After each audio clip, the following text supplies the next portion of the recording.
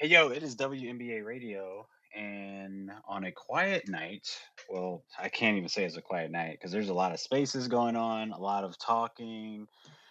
There's like a hilarious space by some Liberty fans that are, it's honestly pretty funny. I think MK is hosting it, but yeah, for this space, it's going to be very chill, very calming. I decided that why not grade every single team in free agency? Now, honestly, I'm going to do this again once free agency is officially over and the rest of the panel is here because everyone has like their opinions and takes and stuff like that. But I feel like enough has happened where I can honestly give every single team a grade, and then any team that has a failing grade or just a grade that's just like, well, you could definitely do better. I'm going to talk about what they can do to have a better grade. I told people on playback, I'm going to treat this as if I'm a teacher and just really give a lot of patience towards these teams because every team is really trying their best, right? Every team is trying to get out of the gutter. Some teams are just like officially now in the gutter and they don't know how to get out of it. So we're just gonna go by it one by one. All right, what team should I start with first? I think I'll go to because I have my notepad here and I can't wait to write notes. Um, I'm gonna go on WNBA League Pass, and I always like to go in order how they like that, how they have the team set up. Um, so much happened today. We had the free agency news. You had Unrivaled, which I didn't really watch the games on Unrivaled. I saw Lexi Hull's defense and how Sabrina just shot a one-legged three over her. That was hilarious. Um, was that Jada Rice played today, Arizona versus Utah. I gotta watch that later. Yeah, a lot of basketball happened, and then of course all the madness that happened here on Twitter. And the free agency show. I guess I should talk about that because that shit was trash. All right, let's start with the very first team. Ooh, okay, it goes in alphabetical order, which I love, but it goes like alphabetical order towards city, which is very interesting that it does that. Anyway, all right, first team up is the Atlanta Dream. And I'm happy that Atlanta's first because everyone in the Atlanta Dream group chat has opinions about them. So, let me write this down. Atlanta Dream. Um, the weird thing about Atlanta, I feel that they are definitely doing something, right? It's like you're seeing someone give so much effort and you're just like, you appreciate it, but you don't really know what's going to happen, right? It's still very unpredictable what Atlanta's doing. It's still like a lot of I don't know, like it's just a cloudy vision, but they're doing something, right? More than what they have done in the past. Um, so let's talk about it. And then anyone listening can always help me out too in terms of like just adding posts and stuff like that. I don't have like any official list of like everything that happened in free agency, but I think I have a pretty decent memory when it comes to women's basketball to memorize stuff. So let's get into it. So the Atlanta Dream, um, going into free agency, we know they got rid of Tanisha Wright. That was a positive. That is a part of free agency. So let's talk about that. So let's say Wright fired. Uh, They got Brittany Griner. Write that down and talk about that. Pick up. And then they also got Brionna Jones. I know a lot of people have opinions about Brionna Jones and how she fits in all this, which I don't know. What else? Oh, they got well, it's not technically. I mean, it obviously it happened. They got Maya Codwell, right? Or I should say they got her back. Um, well, she was already there, right? And then they just offer her like a training contract. So yeah, Maya Codwell. And then we're gonna go with who's Shatori Walker Kimbrough, right? Yeah. Shatori Walker Kimbrough, which is a solid pickup. We're gonna talk about that. Kimbrough. All right, so there has been so many moves with the Atlanta Dream, from their players, from their coaches, to things that they're even doing in their front office in terms of like new marketing ideas, new sponsorships that they're doing, which we talked about that last Spaces and how bullshit it was. But everything that they are doing is to gear up for this next season and to prove to their fans that they are not the same old Atlanta Dream, right? Um, and then I always say with certain teams, I always like to categorize certain teams on where are they in their, I guess, throughout the course of the season, and what do they need to work on. The Atlanta Dream, I would honestly say, for like nearly, almost nearly its entire existence, has never been in a rebuild, like never. And that's not to say they've always been like a contending team, because they really haven't. I mean, from their expansion days when they like had the worst record ever. No, was it ever? Was it? I can't remember if the 2022 Indiana Fever was worse than the 2008 Atlanta Dream. I think that Fever team only won like 2 games, but the Atlanta Dream only won 4 games, and they were so bad. But literally 2 seasons after that, they made it to the finals two straight years, right? But after those two trips to the finals, it was just straight mediocrity throughout. And I don't know. They just never been a team that wowed anyone in free agency. They never drafted well. Um, and it's crazy because even with the change of ownership, because they got that racist owner out of there, not much has really changed, right? And the point why I'm saying all this is that the Atlanta Dream focus for this free agency is not about getting a star player. It's not about getting a new coach, even though Tanisha Wright was fucking terrible. The biggest thing that they had to worry about was getting out of this culture problem, which I think having a culture problem as a team, no matter what sport you watch, no matter what sport you play, it is the hardest thing to get out of in any sport, the hardest thing. I always like to say the best example of that teams need to follow suit by is the New York Liberty. The New York Liberty had a really bad culture problem, and through the grace of God, they got out of Westchester and started playing some really good basketball. Had an owner had an owner that really cared for this freaking team. Um, so yeah, the Atlanta Dream needs to figure that out. I think that's the most important thing for free agency. So let's try to dissect it as best we can. They fired Tanisha Wright, right? That's the very first thing. That is a positive.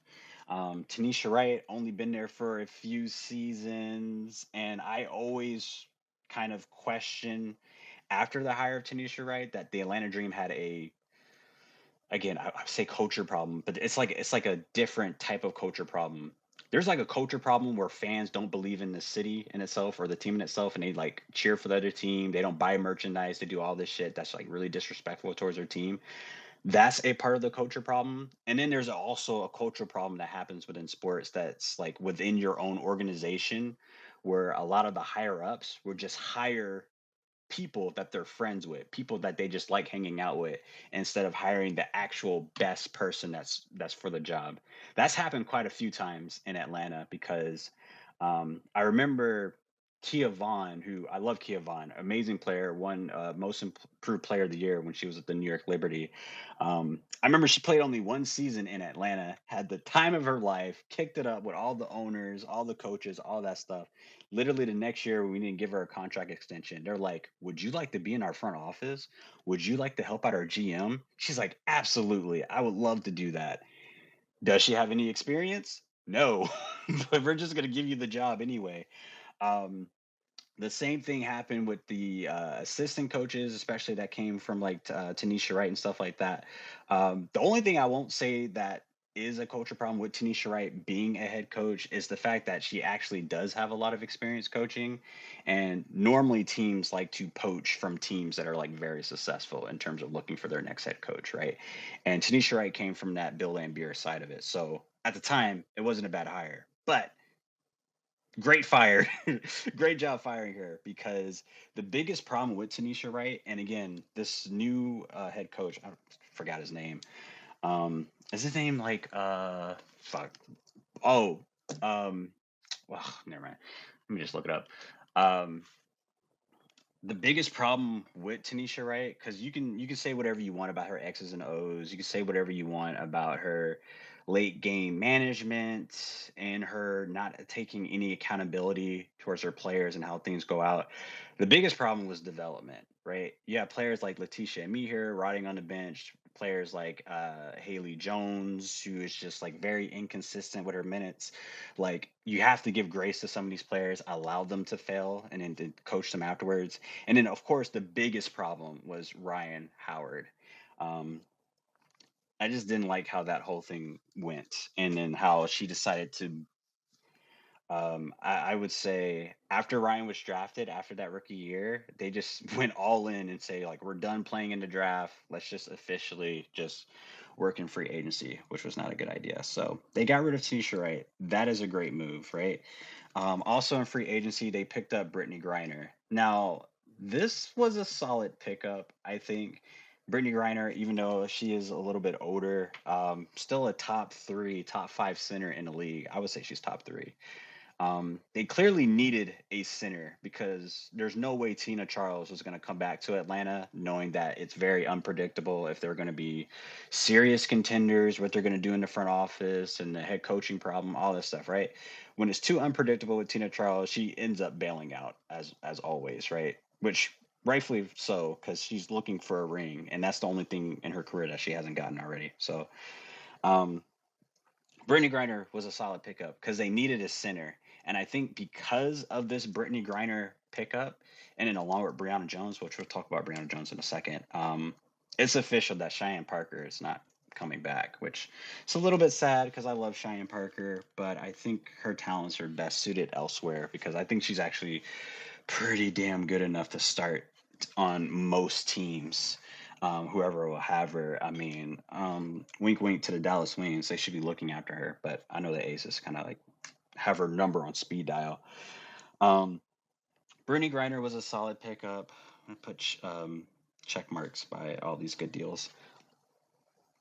Excuse me. Brittany Griner, solid pickup. Firing Coach White. Brionna Jones.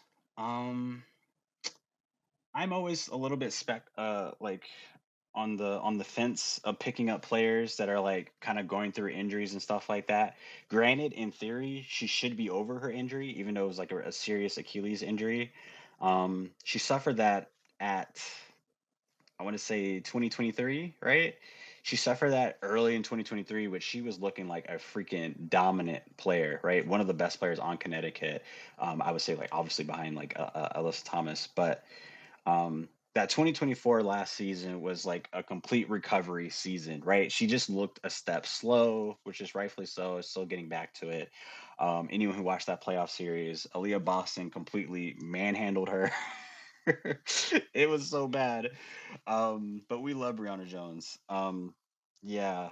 I think this season, I think she'll be back to her normal self. I really do believe that. And if anyone's been watching her overseas, which I forgot which team she plays overseas, but her stats look good. And granted, I know the competition is not the same as it is in the WNBA, but when a player of her caliber puts up those kind of stats, like double doubles with like 20 plus points and things of that nature with a few blocks, um, it's always a positive sign. It lets them know that they're active, they're in shape, and that they're getting their reps in, right? That's really what overseas basketball is all about, especially for some of these younger players and especially for the vets.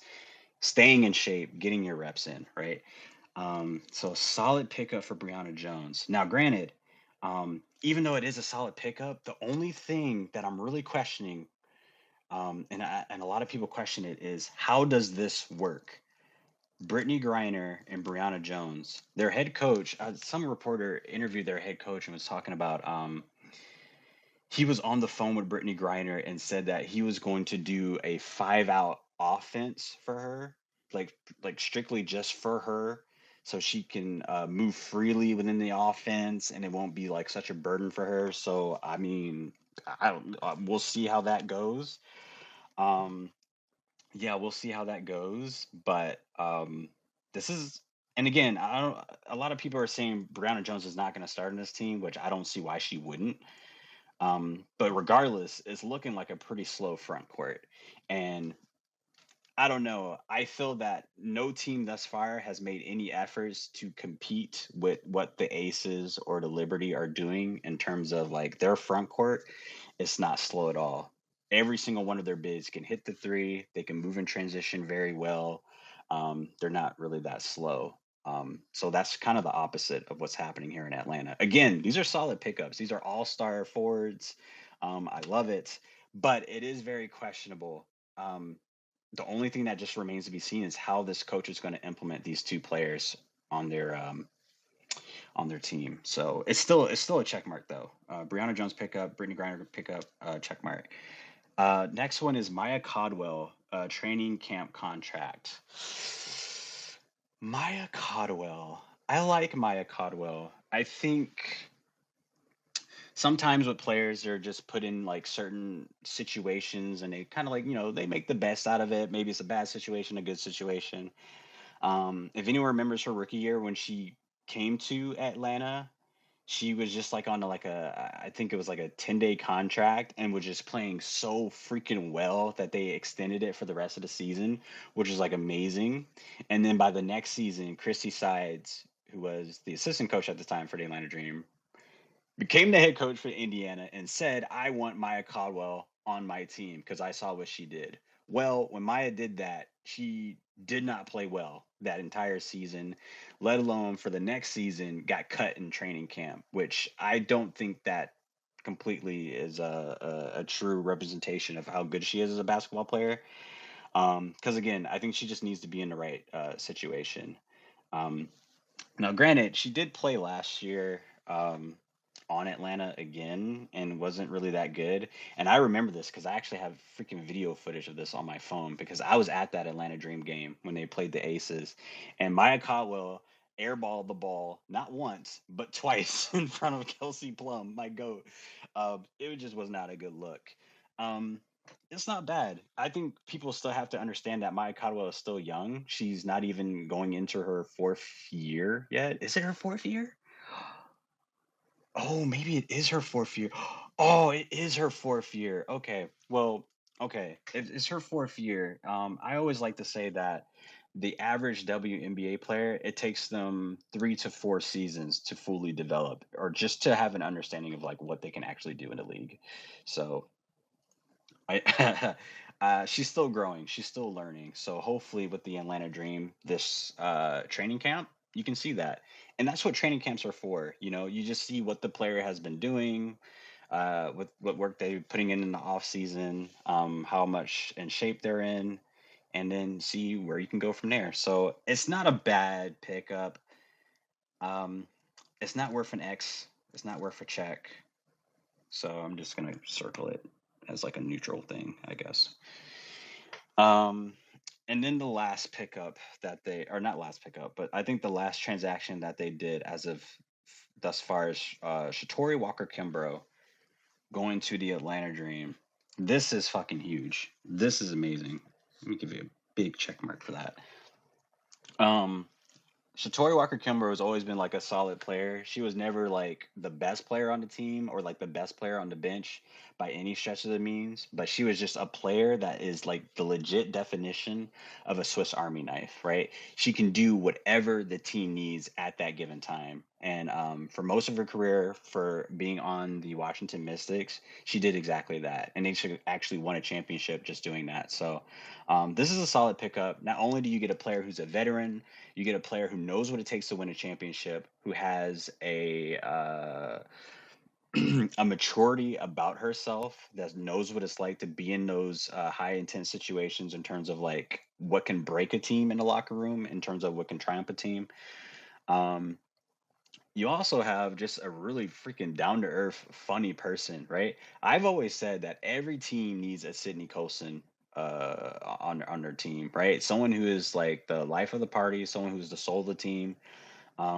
It wasn't like a mini documentary, but it was like something on the Washington Mystics YouTube channel where when they talked about that 2019 championship, they don't even talk about Elena Deladon first. They don't even talk about Emma Meeseman first. The player that everyone talked about was Shatori Walker Kimbrough and how she was literally the heartbeat of that entire roster. Just making players laugh, making them smile. Her work ethic, just always being like the first one in practice, the last one to leave. Like that is something that is so. I'm not gonna say it's rare to find, but it's just it's important. It is so important to find, especially on a team that half of your roster is still very young, and they kind of need that kind of they kind of need that mentorship. They kind of need that role model or mentor in a sense. So, yes, very solid pickup, Shatori Walker Kimbrough. The only thing I'm a little confused on is why did she go to Atlanta? Because, again, I don't know if that Brittany Griner deal was like already done, but they just didn't announce it, and the Bree Jones deal and all that stuff. What made her feel like Atlanta was like they got their shit together? They got like I don't. That's a little confusing to me, but all in all, it's a really solid pickup. Um, I think as of right now, if I can just sometimes I think I'm just gonna give like the starting five to for these teams when I give them their grade. I think the starting five for Atlanta as of right now, because again, it's subject to change, but it's going to be Alicia Gray, or excuse me, Jordan Kennedy at the one, Alicia Gray at the two, Ryan Howard at the three. I think Bree Jones will start at that four. I really do believe that. I think you could bring her off the bench. I know for all those years in Connecticut, she came off the bench, even won a six woman of the year. But I think she's too damn good. I think she's too damn good to bring off the bench like that. Um, and especially if she's like playing behind Naz Hillman, which no disrespect to Naz Hillman at all, but it's almost like a freaking Kennedy Carter situation, right? When she's on the bench and she is clearly your best scorer, and low key like your best player. Why would you just limit her minutes and limit her responsibilities like that? So I do think Brionna Jones is going to start at that four, and then obviously Brittany Griner is going to start at the five. That's not a bad freaking starting five. Not bad at all.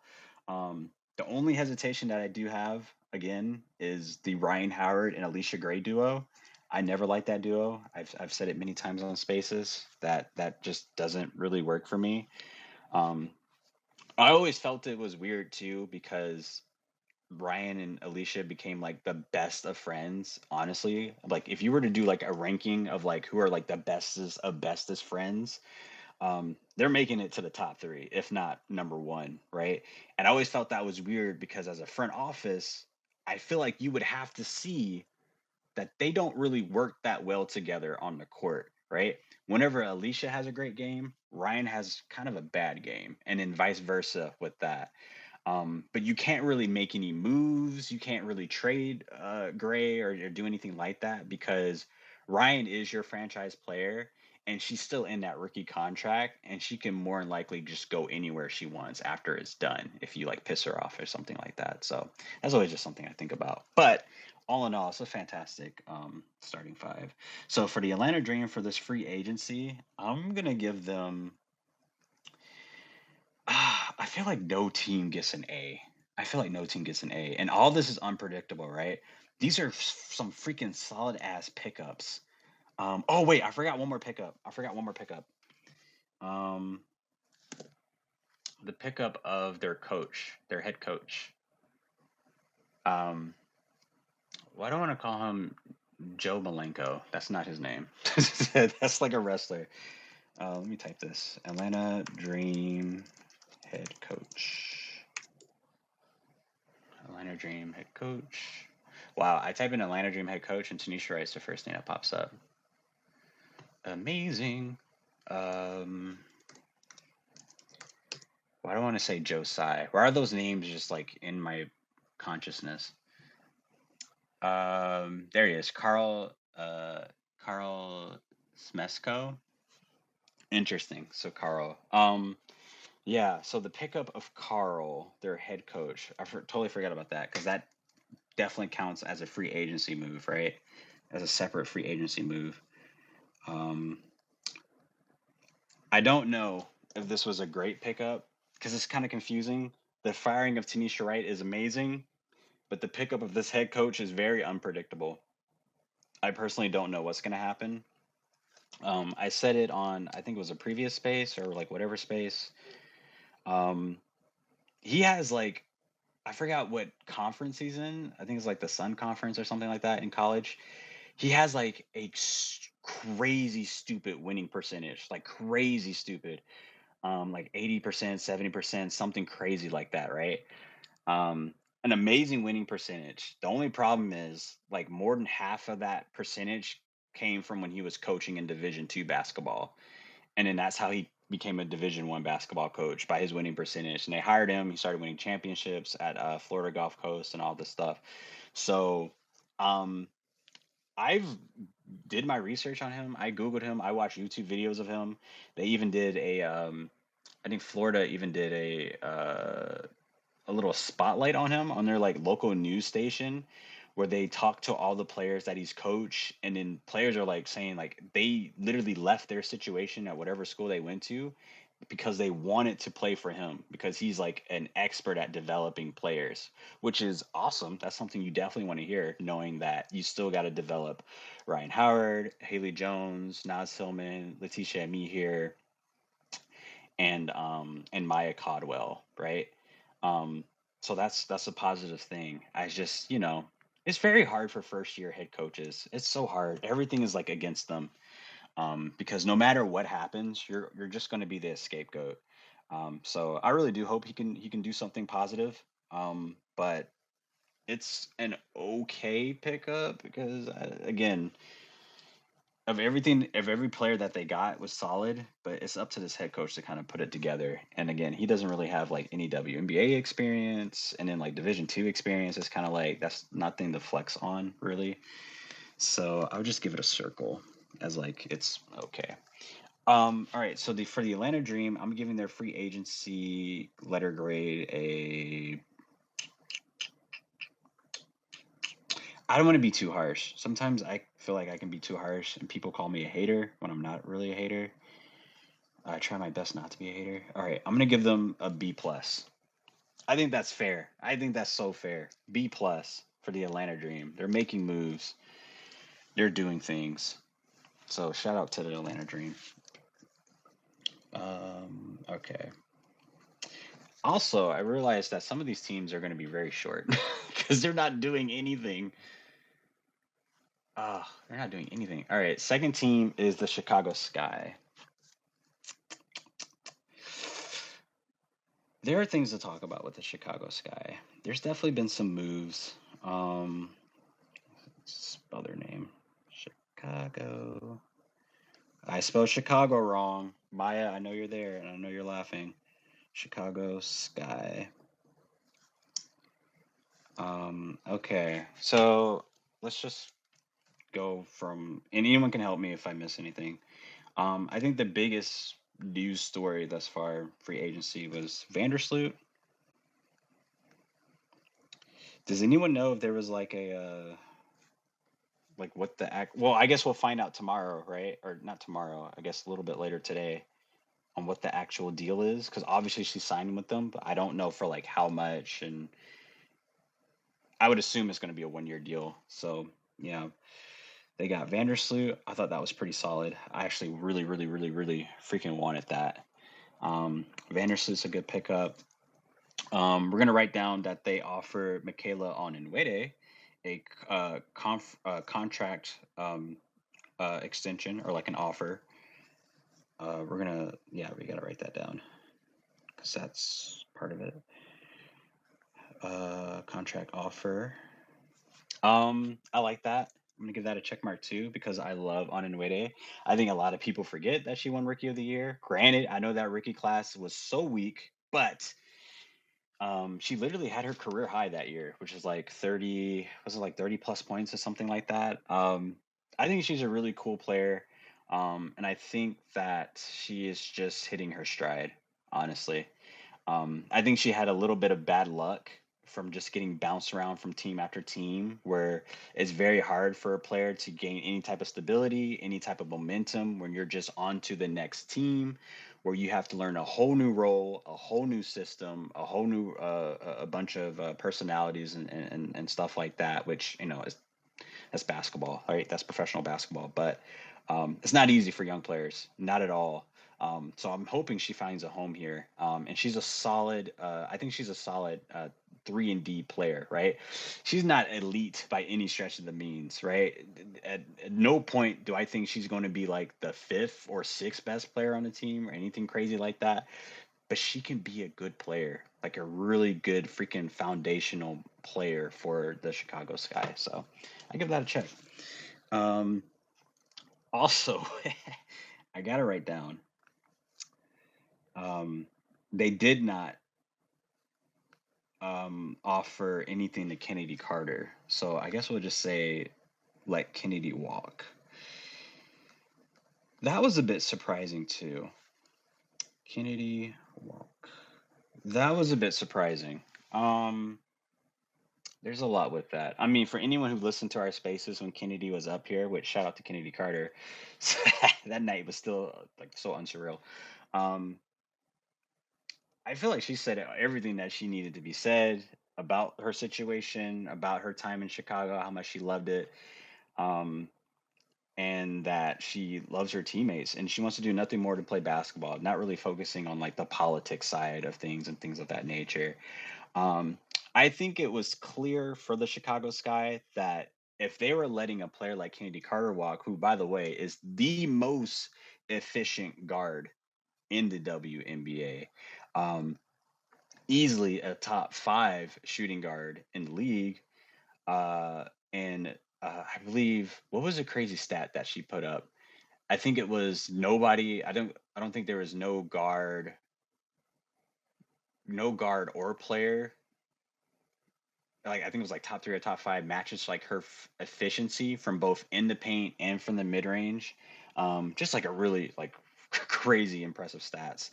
Um, I think from allowing her to go, they were expecting that they can get other players to kind of like replace that.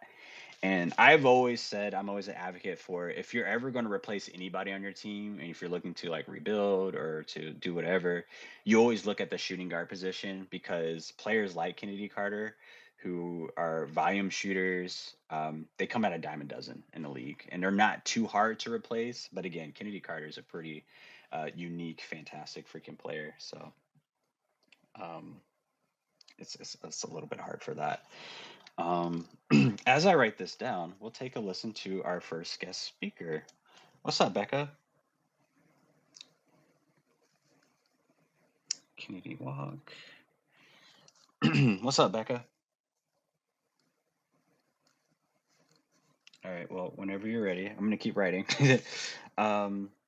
Kennedy Carter Walk. So I guess we'll get into that. Well, I forgot. It was like check mark and all that stuff. Um, Here's the thing, because I already said for anyone who came into the space again, uh, I'll be doing this whole grading thing again when my original panel is up and we have like our conversations and our takes and stuff like that. But as of now, I'm gonna circle Kennedy Carter leaving the Chicago Sky. I'm gonna give it a circle because I don't think it's terrible, but I don't think it was good either. And I can't say anything up more than that because I have to see what they're gonna do to replace her. If they just replace her with like, I don't know, Tiffany Mitchell, then it's an absolute fucking X. Absolute X. They didn't get Jewel Lloyd. So there's only so many. Actually, let me pull it up. WNBA free agency list. WNBA free agency list. There's only so many you can pull from, and again, like the shooting guard position, it's a dime a dozen. Like yes, but a lot of those players they're starting to get poached already in free agency, right? Like Kelsey Plum gone, Jewel Lloyd gone. Um, let me pull up this list as it takes a sweet time to load.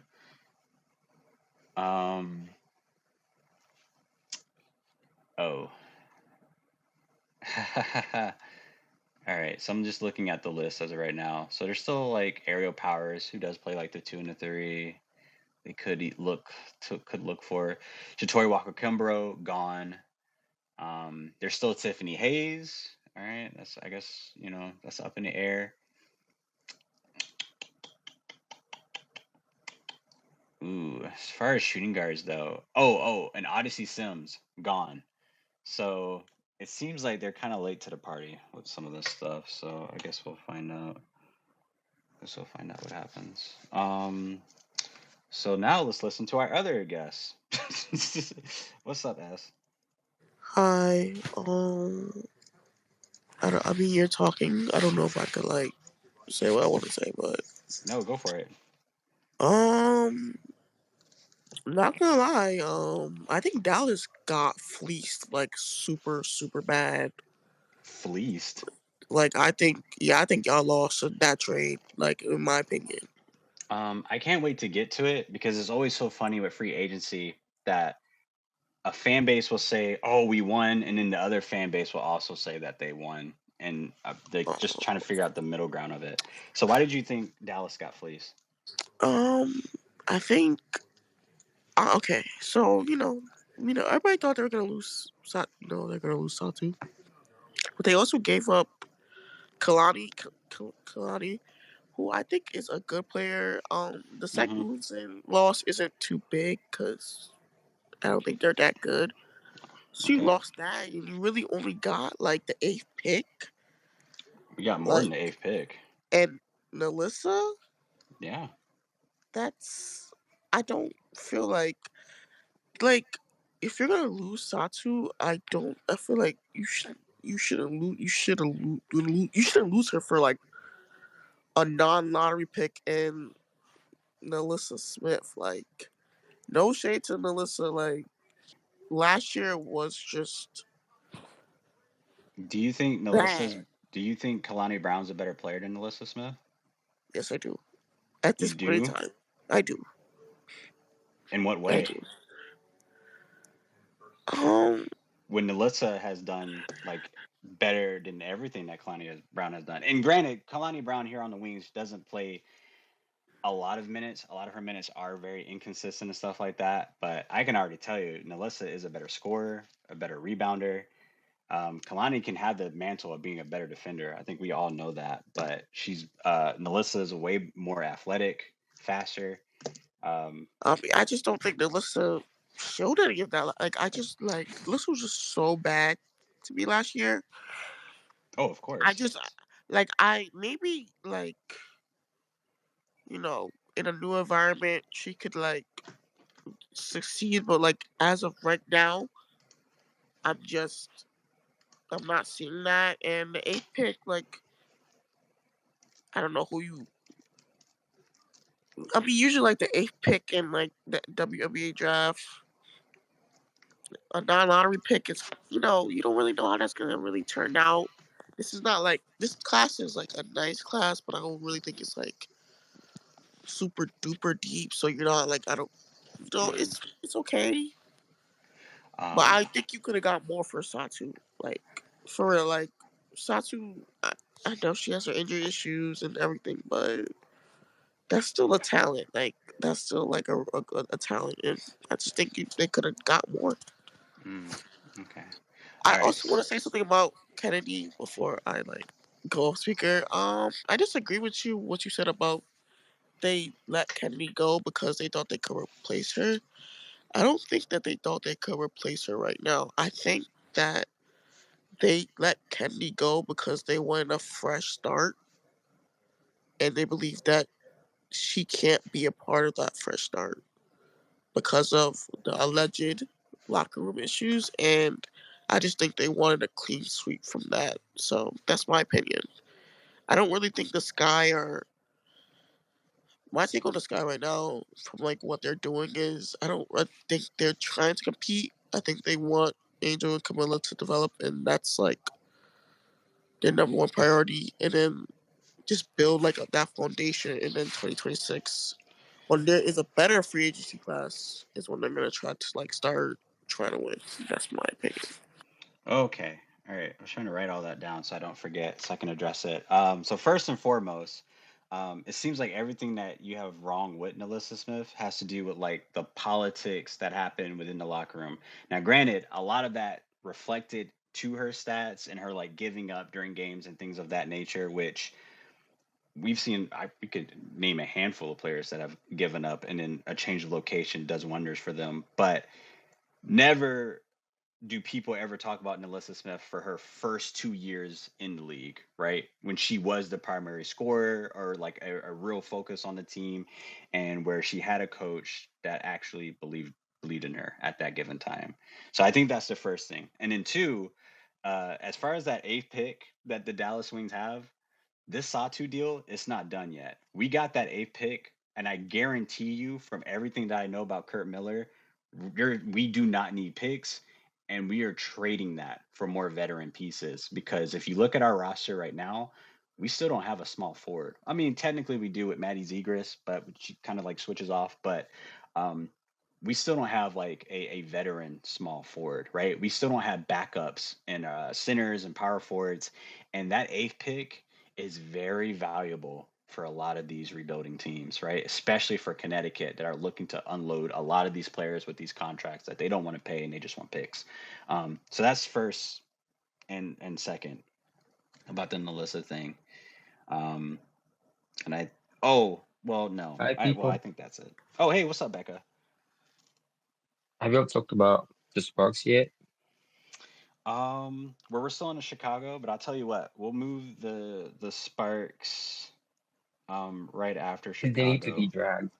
They need The to be draft. dragged for what? For yeah, for whatever they Karlan. did. Okay, Like Karlan. that was I do agree crazy. with you. I do think that maybe they got Nalissa because they're gonna trade for DJ, and that might entice her more. Maybe that might something that might happen. So I could kind of see the vision with that. Maybe it doesn't really have to be just Dejanay. I mean, I love Dejanay.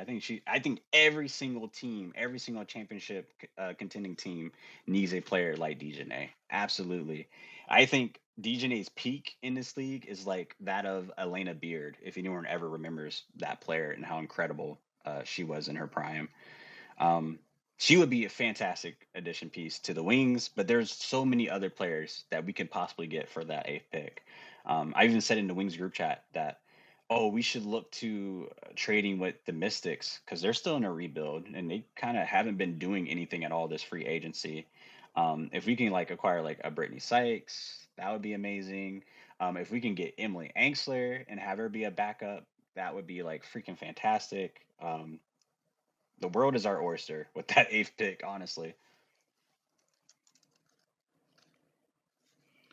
Yeah, I could kind of see the vision with that. I just don't think like if they're gonna trade the eighth pick, I think that works better. So Mm. I can kind of see the vision. Can we talk about Indiana since they were kind of in the trade too? Um. Or you don't Well. want to do that jump? Yeah, Well.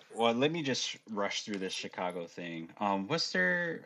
Because I'm thinking of so much stuff. What's their? What's the head coach of Chicago again? Oh, Tyler Tyler. Marsh. Yeah, yeah, Tyler Marsh. Tyler. All right. So really quickly with Chicago, the free agency because it's not like too much. Vandersloot, I give that a check mark. I think that's good. Michaela on the way gets an offer, which she hasn't signed yet, which I'm guessing that's going to happen later today, if not like in the next week or so. Kennedy walked, that gets like a circle because that's like not bad, not good. We'll see how they replace that. Dana Evans also got an offer, but a lot of people are saying that's going to be a sign and trade. So we'll see what they do with that. I'm going to do that a circle. Tyler Marsh as your new head coach is a definite check mark. I love that. Love it, love it, love it. Um, I don't think there's any more transactions with the Chicago Sky, if I'm not mistaken. So quickly, I'm going to give them, as of right now, because a lot of things are still unsaid and done. Um, I'll give them a B minus. I'll give them a B minus because that coaching hire is pretty huge. Okay, so now we can move on to the next team. Yeah, I want to do the Sparks or the Fever. We could do the Sparks because Becca asked first. Okay. And 1 second, Slime of Charlotte, because I don't want like too much going on. Okay, so the Sparks. I've been waiting for this to give them an actual grade because what the fuck is going on? And I find it so funny, right? Because anyone who's been on playback, right, on the WNBA radio, When we show UConn games and we interact with the UConn fans and stuff like that, a lot of them, and I mean a lot of them, have opinions about the Dallas Wings and how Paige shouldn't play there. She should be going to LA where the market is thriving and she can like hoop out and stuff like that. And I want to ask those UConn fans, if you're listening right now, do you really want Paige Beckers to go to a franchise like the LA Sparks if they're literally willing to trade off their number 2 pick in the draft for pennies, right? And again, that's my goat. I don't want to disrespect Kelsey Plum, but Kelsey Plum in 2025 is not worth a lottery pick. She's not, as bad as that sounds. Um, so that's just something UConn fans have to ask themselves because everything's looking up for Dallas. And again, I'm not trying to be biased. So let's get into it. So the transactions for the LA Sparks. Well, first off, it was announced a few hours ago. If anyone caught it, Odyssey Sims is suspecting to sign with the Sparks. So I like that. I actually like that, but I feel like Odyssey Sims could go anywhere else and be really, I guess, utilized a little bit more. But I mean, sure. I feel like maybe, and again, maybe I shouldn't say this, but I feel like maybe she went there because she's like, I know I'm going to get a lot of minutes here. I know I can be Ari McDonald in that starting position when training camp comes, and I know that I can just play the most basketball rather than just being a part of another great team. Maybe we'll make the playoffs, maybe we'll win a championship, this and that and the third. So I feel like that's what happened there. So Sims pick up. So like, is she? So wait. So KP is gonna play the two or what? Yeah. Oh, I forgot. At the end of these letter gradings, I was gonna like say the starting five for them. So for Chicago, I think like Vandersloot at the one. They don't even have everything. Never mind. Yeah, I would say for the the LA Sparks, their starting five as of right now would be Odyssey Sims at the one, Kelsey Plum at the two, Rukia Jackson at the three, De'Erica Hamby at the four, and then Cameron Brink at the five. Shout out to Cam. Shout out to Cam. Cam breaking the Dream Ass defense on the way. Yeah, your two is loading. She's gonna be incredible. And then I guess we can open the discussion for the biggest transaction that's happened. Um, Sparks You wanna trade go? away their number 2 pick for Kelsey Plum. Becca, you wanna go first? Or You alright, can go. You alright. can go. Okay, I just don't understand this. I don't why would you do this? I don't first of all, from Kelsey Plum's perspective, like I don't know why she would wanna play for the Sparks. Like the Sparks don't have like a good infrastructure in terms of like their front office and like having like all the amenities, whatever. I'm watching that word. And she came from like an organization that did like, Becky, that whole situation's pretty disgusting. But like the Aces had like, are like a good team in terms of like just all the support like the team gets. Like that's like Mm. and the Sparks are not really on that level. I know they announce certain stuff, but they don't have it. Like if Kelsey Plum was gonna leave, I thought she was gonna go to the Valkyries because of her connection with Natalie and them having like all like Well, you're this, right. You're absolutely right. If you saw, I forgot what reporter announced it, or no, they did it during the free agency special. They said that the the Valkyries Greens were like botched. surprised. Yeah, I they were would have botched. They mentioned that. botched it. They wanted her, but they fell through on it. Yeah, that makes sense, and I kind of want to get into that, but I just don't. I really don't. I still so after that, I really don't get trading for Kelsey Plum for the second pick. Like they just really must not believe in anybody else. Like it was just Paige. And if they didn't get Paige, they're like, you know what? I don't really like anybody else in the draft, which is like kind of crazy. Especially when you needed a point guard and Olivia Miles was like right there. I guess they don't know if she's gonna come out or they don't think she's gonna come out. Even though I think she's gonna come out of the draft. Yeah, I think she is too. I'm befumbled and like just from a roster construction place, like you have Rakia Jackson on your team. Do you know you have the Erica Hamby on your team? And you're trying to add Kelsey Plum to that? All right, what are you trying to do to Cameron Brink? She's already a foul merchant. Lord, she about to foul out every game because she has to play so much defense. Like I like what? Like this defense is gonna be fucking terrible. I can't I can't imagine the defense being good with like those three players on that team. And I'm a fumble, but the offense should be very fun. I'm literally just seeing them being the Dallas Wings of 2024. Like I can't see it any other way. Anyways, that's my thoughts. What do you think, Becca? I just want to know what the vision is, honestly. Like, I don't know what they're going for. I don't know what was the plan. I just don't know. But to me, that was a terrible decision. I think that they don't want to win. Really, I just think that they're just doing shit to do shit, and yeah, it's just like what the fuck. I mean, like it's no shit to KP. Kind of, yeah, yeah, no shit to her, but like I don't think they needed her. You know what I mean? Like to give up a number two pick for her is just crazy to me. But that's not my team, so you know what?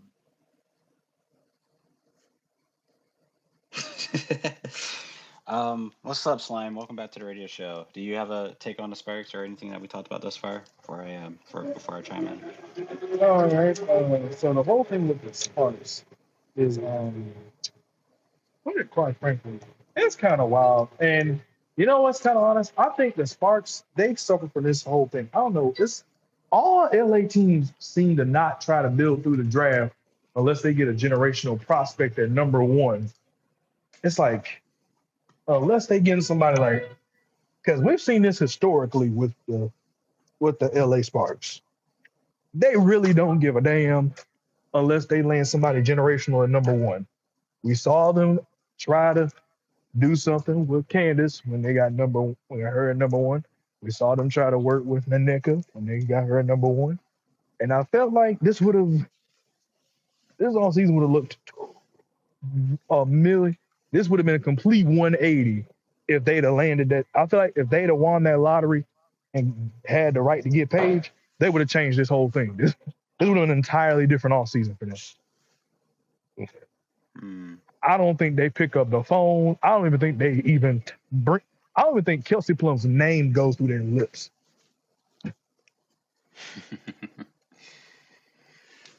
Interesting. And Yeah, then it seems like the it's front like once they office thought they is didn't get the number one pick, they just gave up. They just said, yeah, "Screw it, let's just throw it yeah. all in the basket." I forgot what that quote was that the front office gave, saying that like once they lost that pick, they were just like, well, we don't really see like the purpose of like every other player that's in the draft after Page.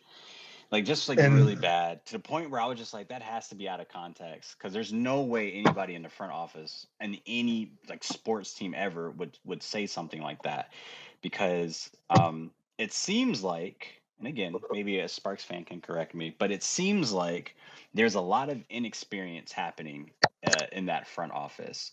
I believe the front office is just as competitive with other front offices, just like how players are competitive with other players on the floor. A lot of front offices look at other teams and think like we have to outmaneuver them, have a higher intellect, make better deals, all that stuff. Um, so yeah, it's a complete head scratcher on what they're doing. So I've already written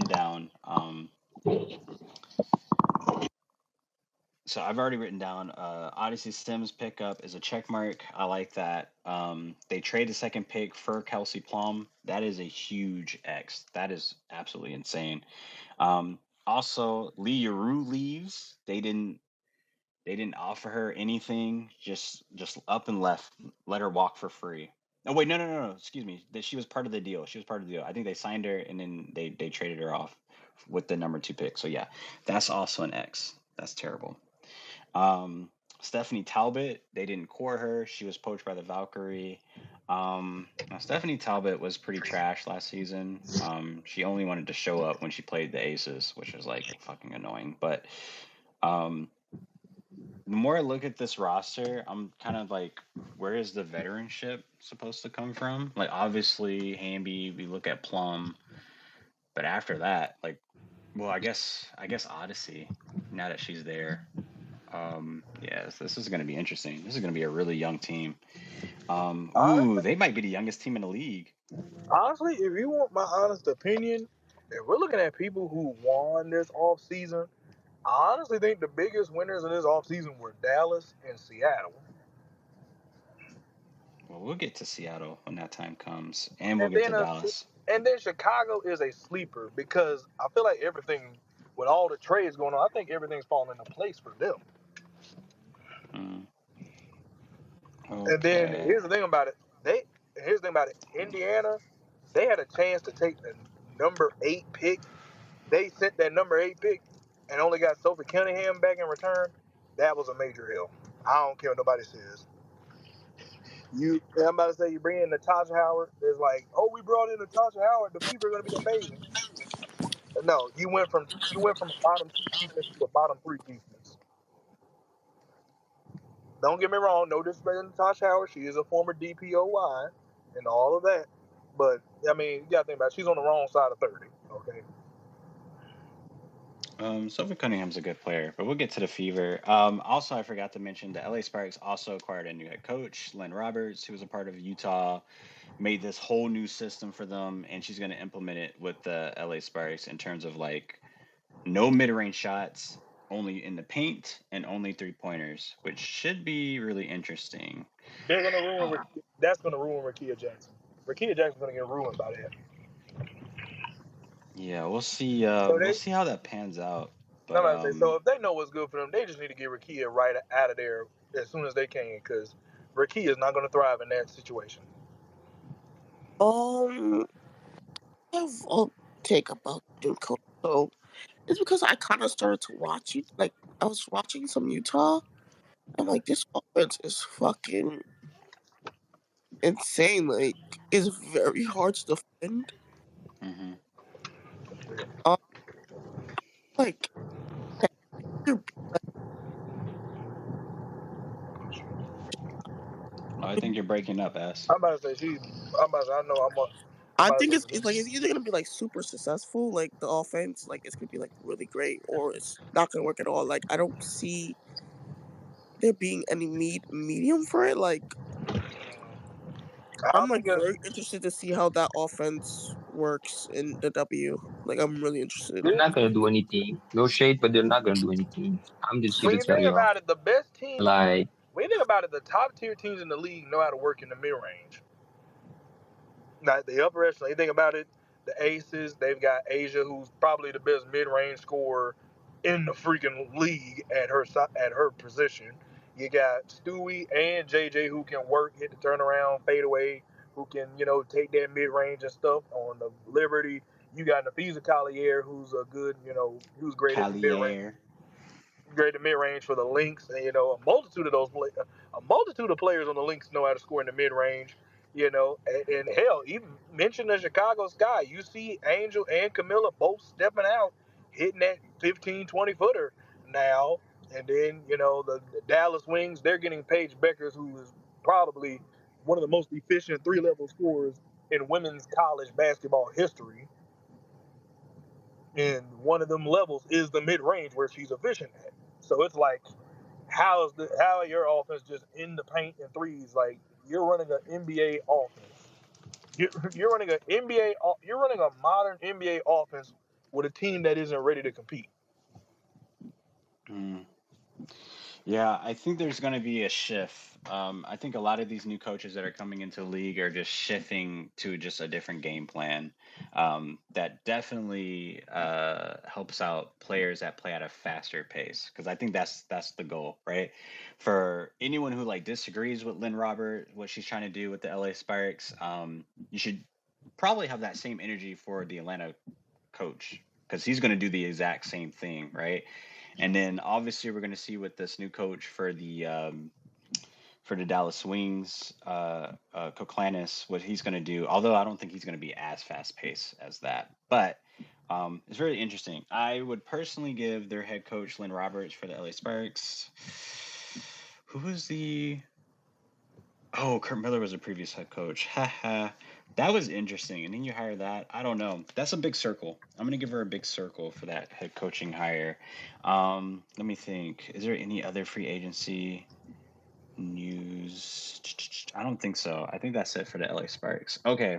So just a summary. They picked up Sims, trade away that second pick for Kelsey Plum. Leroux leaves. Stephanie Talbot was not cored, got poached by the Valkyrie, and then they hired Lynn Roberts. That second pick is egregious, fucking egregious. I give the LA Sparks. They're not done yet, obviously. I feel like I can't. I don't want to give them a passing grade, because like just the statements that were made after each and every single one of these transactions is just so freaking questionable. I got to give them again, a D is passing, right? Wow. I give them a D plus. A D plus. That's barely survival. That ain't passing. Yeah. That's just barely survival. Well, yeah, we're not even halfway through free agency, so I'm sure maybe they have enough time to change that to an F. Yeah. More than enough time.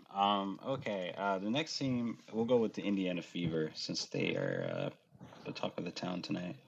Yeah. Indiana Fever. And So their transactions were the new head coach, which is Stephanie White. check. Stephanie White. Over Chrissy Size. Yeah, that is definitely a check. I'll give that a check. They brought back Kelsey Mitchell. Yeah. They gave Kelsey a super max. Bam. Kelsey Max. That's a check mark too. It's always nice to have players that have just been there for a while, and it's just a good morale boost. I feel like it's a good morale boost because even though there's like a lot of newer fans of the Indiana Fever, but Kelsey has been there for like a lot of that franchise, or not all of it, but most of the transitional period Right. towards like after the Tamika Catchings era. So She done went through the mud with them. yeah. So the Kelsey match, I give that a check mark. We also have the which is the deal is today. They trade away their eighth pick. They trade away their eighth pick of the draft, and instead they got the 12th pick, and then they got Sophie Cunningham. So let's talk about that. Sophie, because I definitely have something to say on that. Yeah, I want to say something on that as well. Yes, Charlotte. So I'm Charlotte's right. It was 19th, not 12th. Oh, 19th. Okay. Yeah, I definitely have something to say about that. About getting Sophie. For PR, that was terrible for PR. I mean, okay, yeah, like it's funny. Like it was, everyone was like, "Oh, Sophie Cunningham would like fit on the Indiana Fever for like PR reasons," but I'm just generally talking about basketball reasons. Like, I think it's okay, but it just feels like they got an upgraded version of Lexi, a player they already have on their team, and I don't know if they need two of them. I don't think Sophie is Lexi though. She's not a defender, like by any stretch of the means. I'm about to say, hold on, wait a minute. She is not. I think Sophie. She's not like. I don't think. she's like gritty, I guess. So she She, tries. She's tough, but that I doesn't don't She's mean know, that she's she's tough. tough. Like good I She defense. just kind of I got that as a Minister of the Links fan. She's got that Alana Smith in her. She will get her ass whooped, but it looked like she trying. Like she will let everybody know she trying, but in reality she getting cooked. I mean, that's second all team defense. So Yeah. shout out to like Alana Smith. she like she's and she. I mean, I think she's more reliable to shoot a three than Lexi. Um, she can provide a little toughness. Like um, Sorry, S. I should try to just mute the backgrounds. Go ahead whenever you're ready. I think it's okay. It's hilarious PR wise. I don't know if it's like a lateral move basketball wise. Also, the Natasha Natasha Howard move. Oh yeah, there you go. Yeah, no, Howard, mark That's that down. also not. It's an improvement, but I wouldn't say it's like a leap. But they're trying. But I mean, But I don't. they went. I would say it's okay. I would say it's okay. One at a time, slime. Keep going, S. But Are you finished? like everybody like Natasha. She was a defensive player of the year. So we gotta respect that. We gotta respect that. But she's I don't. She's not. I'm sorry. She's not the same caliber of defender she was. But I think she's definitely a better defender than Little Smith probably is right now. I'm sorry. I'm coughing. All right. But she's a vet. I think what she's gonna bring the most to the team is probably like her championship experience. Like I think that's probably gonna be like a really important thing for the team. So I would say that's a positive, like a positive of a signing. Yo, we got a special guest, Sellers. Oh wait, never mind. It's Nicole. Oh, back to what I was saying. That whole the Natasha Howard one. That was I mean, it's like if this would have been a game changer if this was 5 years ago. That's my opinion. This was 5 years ago. This would have been a game changer. Like, oh shit, they got Natasha Howard on the team. This is a major league signing. But now that she's on the wrong side of 30 and she done had a couple of, you know, has she had like some serious injuries? Natasha Howard. Yes. I mean, last season she had like she was playing with like a bone fracture in her foot, and she had like no idea it was there. Yeah. So she missed a little bit of time, but she played for like most of the season. I'm about to say so something like that. That could just be like it's like it's like again back to what I said. They went from a bottom two defense to a bottom four defense, which it ain't no improvement, but it's like again, it's like they're gonna be saved by generational bad defensive seasons. Because let's be honest, if the I'm just gonna tell the guys honest truth.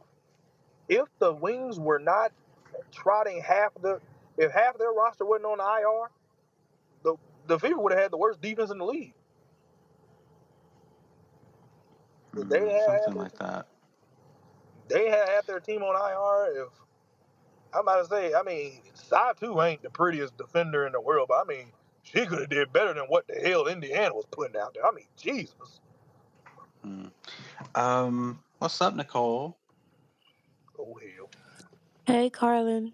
You were on that legendary space, by the way. That shit was hilarious. I literally I Stop clipped being that. I messy. literally screen recorded that. I was like, I can't wait to show this to everybody tomorrow. No, don't show people that. He's so embarrassing. He embarrassed himself. What's up? Anyways, I did have to come up here because I kept hearing, unfortunately, terrible take after terrible take. So Hmm. I did come to give my opinion like a real bitch always does. MAGA Barbie getting any type of praise is actually disgusting. But let's connect some dots, right? So I think it's funny how certain players we have to say, let's keep it strictly to basketball. But when y'all talk about other players, you keep it strictly to off court shit. Yes, I'm talking about Delissa Smith, and yes, I'm talking about MAGA Barbie. When it comes to MAGA Barbie, it's, oh, but she does this on the court. What about her politics off the court? Nobody mentions that. Okay, cool. But when it's Melissa Smith, suddenly everybody in the league is a better defender than her. She's ass. She doesn't deserve this. She's not worth this. Her stock is down. Da da da. And it's all because of shit she did off the court. If you're gonna get up here, right, and an opinion is biased, I understand that. But to come up here and say that MAGA Barbie is a better defender than Melissa Smith, you didn't watch Phoenix games. You never watched that girl a day in your life. She is a Nicole, bum. She is a bum. She's a terrible defender. She's one of those defenders that she can't stay in front of you. She can't guard you. She falls for pump fakes every single time. Doesn't matter that she's damn near 30 and people do the same moves on her. It does not matter. She will still move out the way. She lets people get past her to get layups. She leaves people wide open for threes. The same shit Nalissa does. So to get up here at an adult age, might I add, and say that she's a better defender than Nalissa Smith is crazy. Nalissa has one bad year, and suddenly she's this terrible, terrible athlete. She's this, she's that. Everything she does is attributed to her partner, right? That's off the court shit. If you're gonna talk about somebody and be like, oh, let's keep it to basketball, you can't try to sneak biases in there. That is disgusting. And for people to say that she has no trade value, that's inaccurate. Sweetheart, get that hate out your heart. It's never that deep. It is just basketball. And that's coming from a hater. I'm not even a real hater. I just get on here and I troll people for fun. Like, I go to sleep good and I wake up and I'm good.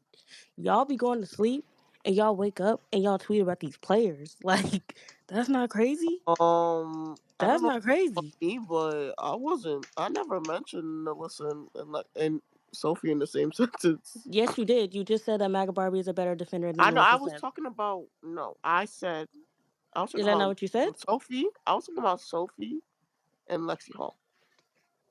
Like, my But you said conversation Melissa Smith. literally, I didn't say nothing about Alyssa. I was talking Yes, about you what? did. You know what? Okay, okay. I S, you talked gonna about get up here and Alyssa, lie to me, right? bro? And I said, okay, wait, What is with people lying and recording let me finish spaces? Like, this shit be fucking me up. let me finish because maybe I'm misremembering what I said, but I said Alyssa wasn't good last year, and then we had like a whole conversation, and then we started talking about Sophie, and then when I was talking about Sophie, I was talking about how her and Lexi Hall are redundant, in my opinion. I don't And then really Karlan said remember Alyssa Smith is mentioning a bad talking about defender, and you Alyssa said, Smith. nope, she's better than Alyssa Smith. Did I? Yes, you did. Is it drugs? You don't remember? Nigga, I really don't remember. Oh yeah, Maybe you I said said that. that, but that's not really why I came up here. I was just saying though, like MAGA Barbie praise is crazy. Nobody I watched that mean, lady last season. I Nobody really watched didn't that really lady, praise and her. I said she unfortunately, makes I had to threes. watch that lady. I had to. Like, this is crazy. That lady was terrible, and she's coming Mm. back from a shoulder injury. So I believe after the Olympics, her arm was fucked up anyway. So all this MAGA Barbie praise, honestly, politics, niggas don't give a fuck about politics and basketball, man. This Twitter shit is not real. When you go to these games, nobody's calling her MAGA Barbie.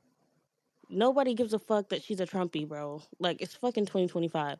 So I feel like, oh, it's gonna take a PR hit. They didn't take no damn PR hit. Them people don't give a fuck. Those are her And people. also, I don't really. When I was talking about Melissa, I didn't mention anything about DJ Girl, because, I'm not even on the list no more. I'm just but saying, you just mentioned that those though. I'm are like, Trumpy people. Like, Trumpies stick together, man. So if y'all don't want them to stick together and attack y'all need to stick together and attack them. That's all I'm saying. When she come out wearing a MAGA hat, don't act surprised. When um, nothing is done to her, when she says something racist, homophobic, sexist, Islamophobic, all the phobics, don't act surprised, okay? I'm sick of people acting surprised. This bitch does something every 3 months to get canceled. And somehow the white bobbleheaded bitch always comes back. She always comes back. So let the evil defeat itself in the dark. And we can stop getting on here and acting like she's this amazing player. She is not. She's a lucky bum who had good vets around her.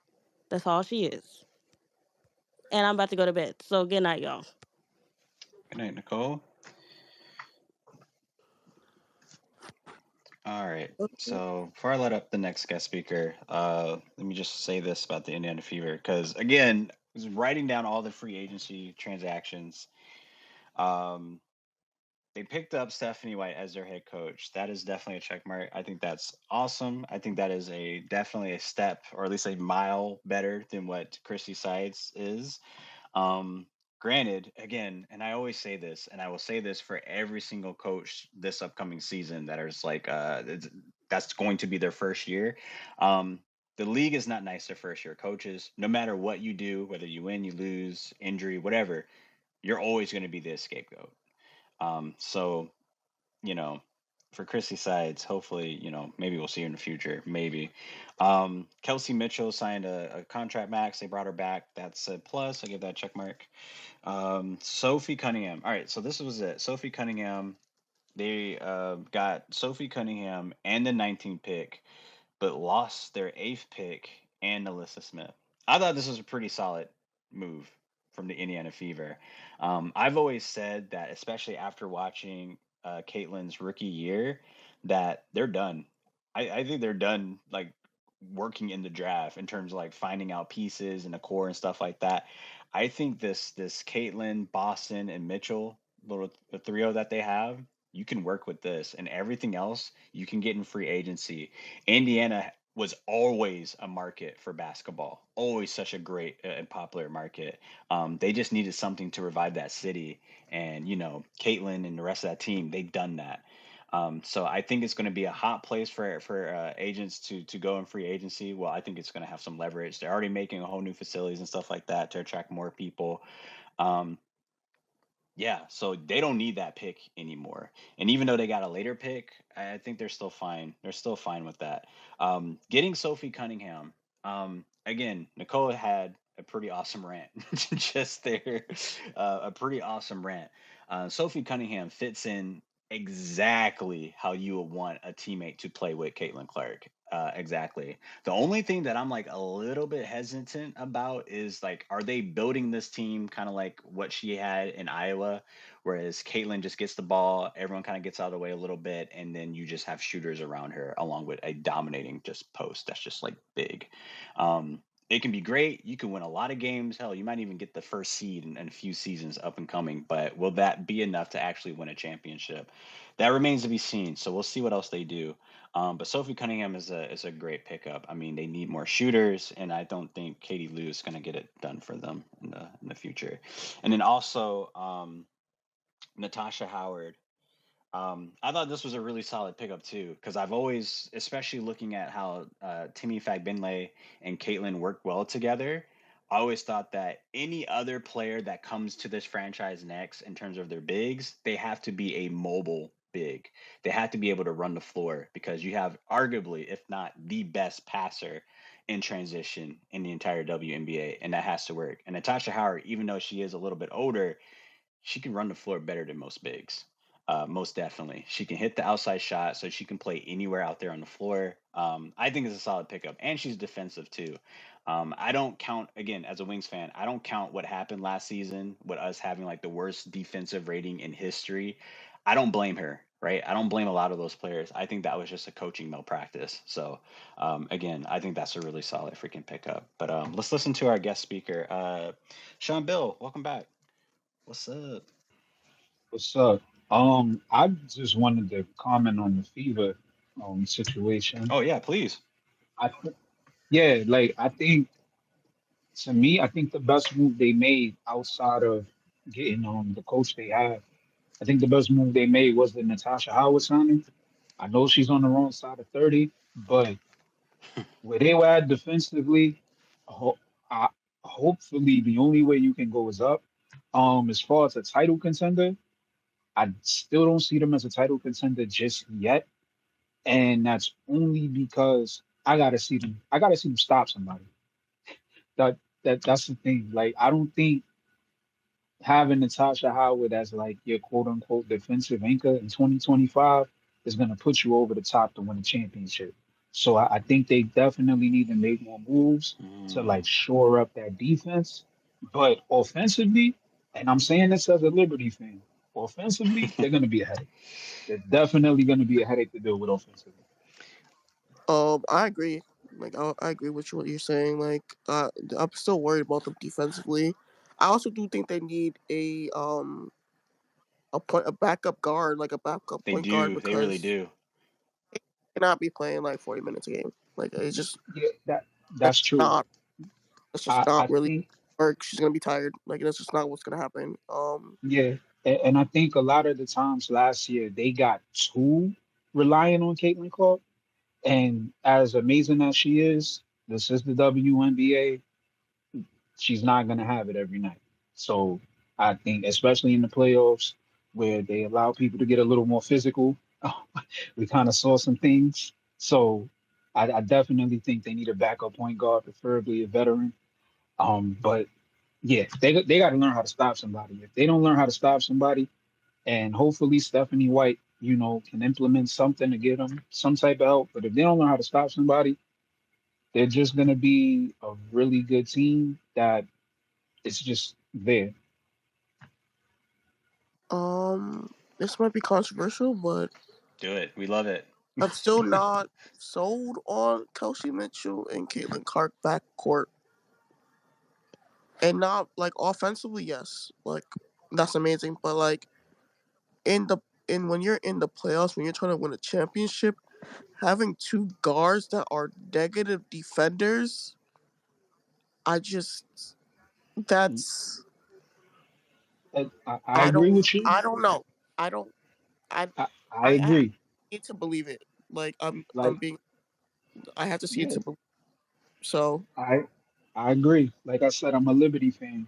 One of the best moves Sandy Grondello made was making sure that we did not play Sabrina and Sloop in our front in our backcourt at the same time like we did in 2023 because yeah, that's the best example. Yeah, that's literally like the yeah, best example of it. Like yeah, that's like literally the best example of it. Like when you have when you want to play Caitlyn, right? You want to have her next to someone who is like a great defender, like just like how Steph and Clay, like Steph was able to operate the way he did because he had Clay who could defend his ass off. Like Clay was an amazing defender in his prime, and I think Caitlyn kind of needs that partner. And I don't think Kelsey, who's an amazing offensive player, like a great player, can do that. Like she doesn't really play. Like they both just not good defenders. I don't like. I have to see it to believe it. Like that's all I gotta say. Hmm. Um. Although those are some really good points. The only thing I want to add to it is that now kind of looking at this roster, they kind of don't have any more veteran presence anymore. Again, I know Natasha Howard's supposed to be that, but besides her, I can't think of anyone else that's supposed to be a vet. Because I know they had like Dantas last year, and then, oh God, I mean, I don't really consider Katie Lou a vet. I'm sorry. So that's one thing that they kind of need. They kind of need that leadership, and hopefully Natasha Howard can be that. But also, I think that for the Indiana Fever, I don't know. I feel like they're playing like an entire different chess game because I'm so happy that a Liberty fan is here. Maybe they can back me up on this. But out of everything that we've seen in free agency so far, for every single team, none of the moves that everyone has made gets them over the hump of the Liberty or the Aces. Like none of them, right? So I think what the Fever are trying to do here, they're not necessarily looking again, they're going to try to compete for a championship. I really do think they're a playoff team. But their primary goal is not to win a championship this year. Again, they're still in that rebuilding phase, and the most important priority as of right now is seeing which pieces that they've acquired and then that they already still have works best with Caitlin Clark during this transition. So I think that's what they're going to be looking for, and that's what they're doing. So as of right now, if as far because I think there's like 5 or 6 teams in rebuild as of right now out of the 13 teams. The Fever are in front of everybody in terms of their rebuild. So kudos to them. the the only the only pushback I'm gonna give is that I think Minnesota laps Vegas, Oh yeah, and yeah, I don't yeah. think it's close. Absolutely, absolutely. I don't think swapping Drew Lloyd for Kelsey Plum moves them that much, you know, moves the needle that much. Even though I like Drew Lloyd, they still don't really have a front court. Um, yeah, Chelsea Gray still good, but she can't move. Like I don't see the Aces like I don't think the Aces are better right now than they were last year. I can They agree kind with of that. just still like how they were. Minnesota. They made like a. I know you haven't talked about them. They made a like a signing, and I was looking into it. I understand it from them, but I'm also like, I don't think that solves their biggest problem to me. I think Well, Minnesota's biggest problem to me is that they're too small. They're just a small team. Like yes, Fee, and for as great as they are, Fee a great player. She's 6'1" or 6'2". I think Fee is 6'2". Like they say she's 6'1", but she looks She's 6'2". definitely She six looks one. 6'2". She's mhm, she's six. I don't know. Whatever. She's She's yeah. a, She's just she's incredible. She's small. just incredible. The, She's incredible, but like, she's small. Like, yes, and it's a small team. Like, it's just like I think. And I'm looking at the Liberty, and I'm like, this is a big ass team. Like, what the fuck? yes we Like, are, what the fuck? Like, yes we Liberty, are. like we're the like biggest team in yeah, the league, we're like you're a big ass and team. they're about to get bigger, They're the biggest team. possibly. And the Aces, Asians, it's just still, they're not like that big, but like they just like tall, like Asians taller than Fee, and like I just like I worry when it comes to them. I worry about that, especially in the playoffs. See, Like the like thing about it is with the Aces and the Lynx, Fee can hold her own with Asia. Like they kind of cancel each other out. The problem is that the Aces have no center. Like their center position is basically has been useless last year. Like nobody is physically imposing in the post outside of Asia. Mm, And I think that's where another thing is, well, Drew Lloyd does help with that, kind of swapping her and Kelsey Plum out. Defensively, they're guards. I like Jackie Young defensively, but again, Chelsea Gray can't move, and you can't play a three guard lineup with it. Like they played into Minnesota's hand, playing a three guard lineup with Asia Wilson against Minnesota. Because let's be honest, Minnesota's a small team, but when it comes to small ball, they do it the best. right. That's kind of what they are. So you don't want to play their game. And right now, I don't think the Aces have the pieces to play bigger than Minnesota. So I think that's why I have Minnesota over the Aces, just because they play similar styles, and Minnesota does it better. Right. no, I could see that. I So could see that. before I introduce Ghost, because I know he wants to chime in on here. So to end things off with the Fever, because I think we're pretty much done with that. Um, Stephanie White is a check mark. Kelsey Mitchell with the Mats check mark. I think the whole transaction with Sophie Cunningham and the 19 pick was awesome. I give that a check mark. Howard check mark. I give the Indiana Fever an A minus. I think for what they're doing for their rebuild has been pretty good, and I think other teams need to follow suit. So the next team is going to be, I think the Phoenix Mercury, because that shouldn't take too long because there's a lot to say. What's up, Ghost? What's good? What's good? I kind of hopped in here when you were kind of talking about like Like I really want to know. Like I feel like we kind of just no one's questioning that situation. Like she really wanted to leave Dallas. Like I'm like actually very interested to know why. Like does she does she have problems with people?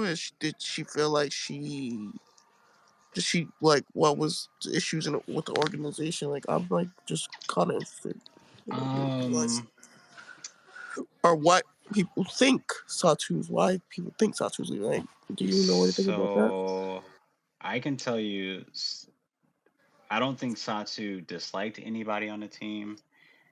I know that she loved the fans, right? I mean, people in our Wings group chat, a lot of people have like really personal stories of Satu, of like her like literally, like there are fans in our group chat that would like have like car accidents, and Satu would like literally cash app them money like for their stuff. Like she loves the fans. She loves her teammates. The like obviously like when we're having a winning season and we make the playoffs, everything is pretty much peachy, which obviously we know how bad our front office is. Um, so again, it's not the fans, it's not the players. I think for Satu, um, and again, every player has an ego, right? I think every player has an ego, and Sasu knows how great she can be in this league.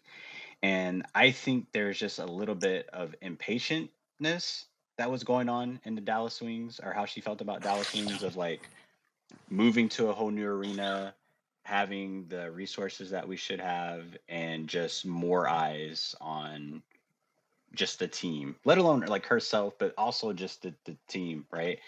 And she was never like, again, we were building around her. Like she was supposed to be the primary focus, but she was never like the one on the team. And it was mostly because she was just never on the court. But um, her wanting a trade, her leaving, she's gonna get that. And then also, if anyone's like on her TikTok or like just social media and stuff like that, she actually stated even like before, I think it was like December or maybe like very, very, very early January, like before Unrivaled. Um, she even said to like a group of people, she was like, "This year is going to be a big year for me. I'm signing a new shoe deal. I get to pick whatever shoe deal I want. I get to look at teams, go to wherever team I want." And like she was just naming all these things, right? So I don't know. Like I don't think there was any like terrible drama with Satu. I really don't think so.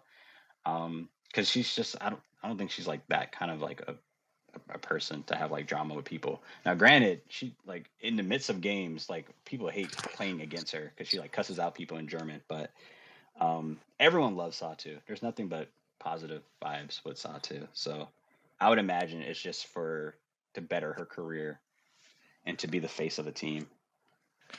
Hey, and shout out to you, Carlin, because you called it about her knowing that the deal was already done.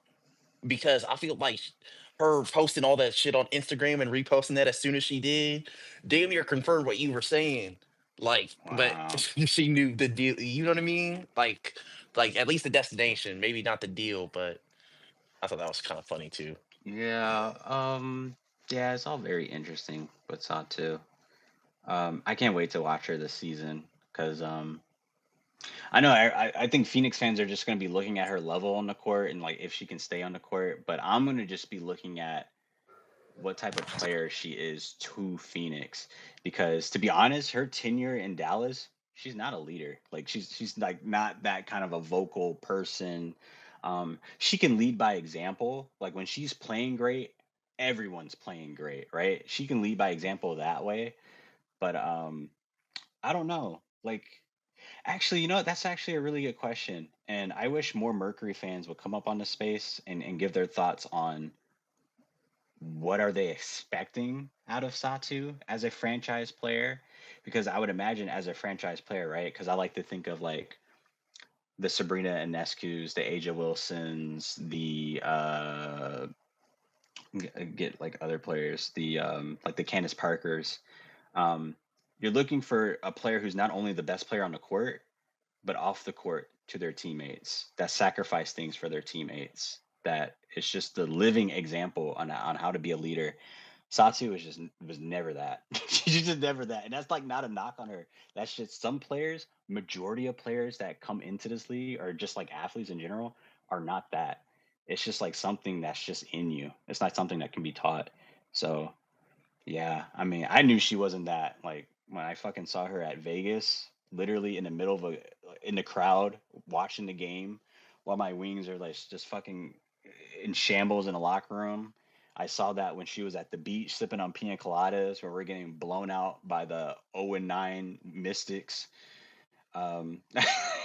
It's just again, Sato's a pretty really cool person, a really great freaking basketball player, but I'm looking forward just to see her in this whole new I mean, I don't imagine her being the leader of the team, though. I'm pretty sure it's probably gonna be AT. Like I AT. really just like I don't see Satsu being the leader of the team. No, I really don't. I don't see that either, but I always find it fascinating that I personally would think Phoenix finds Satu more valuable than AT, knowing that Satu is not going to do like the franchise leader stuff, if that makes sense. I don't know. I just it's just one of those just conversations. I don't know. I should make a separate spaces about leaderships and how certain players or the best franchise leaders. I don't know. Yeah, that'll be interesting. But yeah, AT as a leader. Ooh, AT as a leader. Do you think AT's a good leader? Um, I mean, I've been watching the W for 2 years. Oh, Um, okay. Well, AT's up I there can't for really. having I one of the really feel worst like I body languages. don't. I don't. I think yeah, her body language could kind of be kind of shit. Uh, I don't. Yeah, Phoenix is gonna be interesting. I really. It's gonna be Yeah, her really body interesting. language could kind of be shit. Yeah, you're right about that. So that's interesting. I think AT is a good leader. Yes, her body language can be kind of shit, but AT is scary, man. Like I think she instills fear. Like she is legit scary, man. So I think it could work. Especially with Sato being so laid back. I think you can kind of have maybe like a good cop, bad cop type of situation. But they may have to have some conversations. But I mean they want to win. So if they're winning, then it shouldn't be an issue. But if they hit a rough patch, we'll definitely see. We'll see. Hmm. Um, yeah, we'll definitely see. And I just wonder, it's yeah, Phoenix is going to be one of the most interesting teams because everyone's going to be on 1 year deals. No player is obligated to stay in any stretch of the means. This Nate Tibbetts is still a very new head coach, not just to the WNBA, but just to women's basketball and just understanding how things go. And his system is very unique, right? His system is not necessarily what everyone has been in before. So they got to warm up to it. So yeah, they're going to be a fascinating team to watch. So with those two transactions, I gave like the Natasha Cloud thing, like a check mark for Alyssa Thomas and Ty Harris, and then Ty Harris 19 pick for Satu, Kalani Brown, and Sev is like a circle. So I give them a C plus. I give them a C plus. Yeah, I think that's fair. I give them a C plus. All right. Let's see the next team. Oh, well, I guess I can talk about my Dallas Wings. My favorite thing to talk about. Now, granted, I know like the Mystics have to be a team I talk about, but they literally done nothing besides lose Shatori Walker Kimbrough. So they can be like the last team if I like choose to ignore them. And then the same thing with Minnesota. They've done nothing but like it's I guess rumored that Heidemann is going to come back and sign with them. That's the only thing. And then the Aces, Lloyd, we can get to that later. Oh yeah, Connecticut's pretty interesting. All right, so the Dallas Wings. Um, write this down. Dallas Wings. Okay, it's funny. We went through Indiana, then Mercury, and then Dallas because it's the same trade all over again. But I guess you just talk about like how it helps the team itself. Um, so first things first. I think today of all days, or I guess technically yesterday, I have never seen the Dallas group chat so active. It was just like hundreds of text messages per minute. Everyone was so excited. Everyone's talking. Everyone has opinions. Now, granted, not everybody in our group chat like love everything that's happened. Like a lot of people don't like that Ty Harris is there. They don't think like she's like a competent enough point guard, which is like a reason why originally Dallas traded her to Connecticut. A lot of people, including myself, did not like that we got rid of Kalani Brown. I've always said that we need to keep Kalani Brown, see what she can do this season as our starting center because this season is not really about making the playoffs. It's not really about winning. Um, but no, we decided to keep McCowan, or maybe we'll see what happens with that. But it's more likely we're going to keep her. Um, yeah, there's a lot of things, a lot of conversations, but all in all, the most important thing people have to understand, and especially Wings fans already know this, but a lot of people who are not Wings fans, you don't know the fandom, you don't know much about the franchise. The important thing for you to know is this shit would have never happened if Greg Bibb was still our freaking general manager. Not even freaking close. Nothing would have gotten done. we probably would have acquired more freaking picks, which we don't fucking need. And obviously, since we have the number one pick, or we're not getting rid of that, obviously. Um, this was fantastic. This was such a good day to be a Dallas Wings fan. Um, I think our front office cooked, right? And I know S said that we got fleece and stuff like that. So I guess we'll break it down, right? So the first transaction, which is kind of like there's only like one transaction, but it's like one big transaction. Um, the Dallas Wings traded Satou, um, they traded Satou, Sev Uzin, Kalani Brown, for Ty Harris and Nalissa Smith. Oh, we got a pick, didn't we? No, we didn't get a pick. Did we get a pick? Oh yeah, we did. Y'all got the Yeah, we got a eighth. pick. Yeah, Yeah. yeah, y'all got the eighth pick. Um, is that right? Oh yeah, Smith and the eighth pick. That eighth pick is so huge. Now, granted, we don't need picks. We're not gonna do jack shit with we're not doing anything in the draft with that pick. Absolutely not. I've already said it earlier that this is an incredible chess move to the point where there are so many rebuilding franchises that desperately need that eighth pick, and we're looking at the Connecticut Sun because after everything that's happened with them in free agency, which they're more likely going to get an F grade from me. Um, they desperately need a pick, right? They need to desperately get a pick so bad, and they got players to offload. So, such a great thing, right? I think Ty Harris again. Ty Harris is a solid point guard. She's not elite. She's not like what she did for Connecticut wasn't like a game changer by any stretch of the means, but she is a solid point guard, right? A good pro.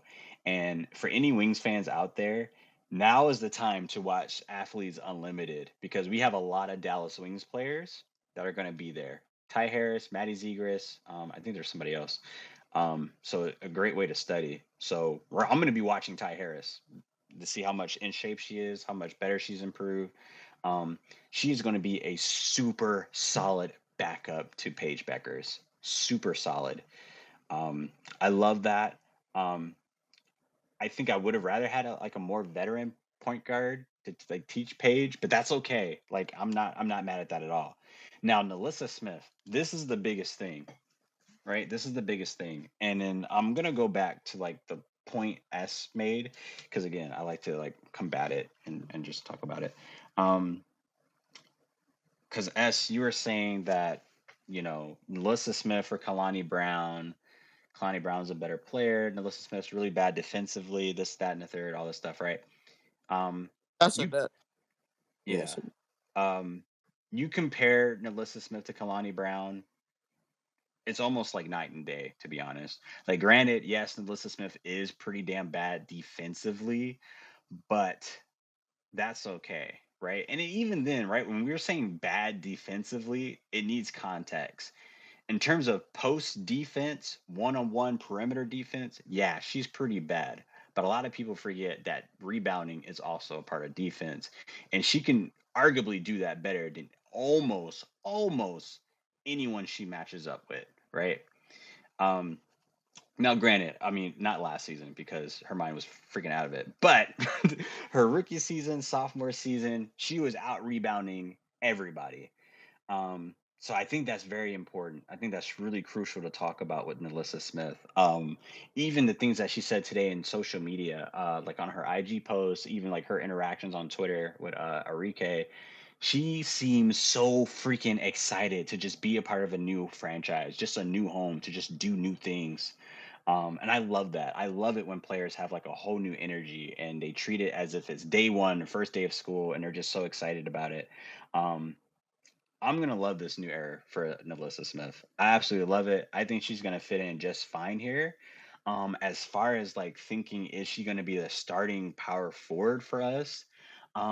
Maybe, more than likely, maybe. We just have to figure out what we're doing with this eighth pick if we're gonna get like vets or something like that. But it's Um, more than likely she's gonna start. Okay, so I could be wrong.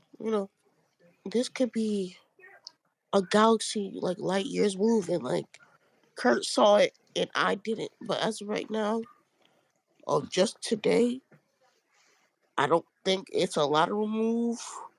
Melissa probably does have a better ceiling, but I just, as of right now, like I feel Kalani's like the better player. So that's my Oh, thought. Also, before I finish, mhm. also like I think one of the reasons like we don't know everything that happened with the Fever, but one of the reasons I feel like Melissa felt like didn't play as well is because she wasn't like she got less focused on the offense. But I don't know how much that's gonna change with Dallas. Like Enrique's ability gonna be the number one, and Paige is gonna be the number two. But I don't know if Melissa's gonna be like the third in offense because Maddie's there. I don't I don't and I'm not saying Maddie's like some great offensive player, but like she has the chemistry with Enrique already. Mhm. So like I'm very interested to see how like that offensive system works and how they're going to get Melissa's touches. Like, for Melissa's sake, I hope it works out, but I'm interested to see it. Like honestly. Right. Absolutely. All right. So there's 2 points to that. Um, I think the last thing or the first thing was just like to rest my case about the whole Kalani Brown versus Melissa Smith thing. Um, Out of every year that Kalani Brown has played in the league, she's never averaged more than 6 points. So I think that says it there. Second thing, with Melissa Smith,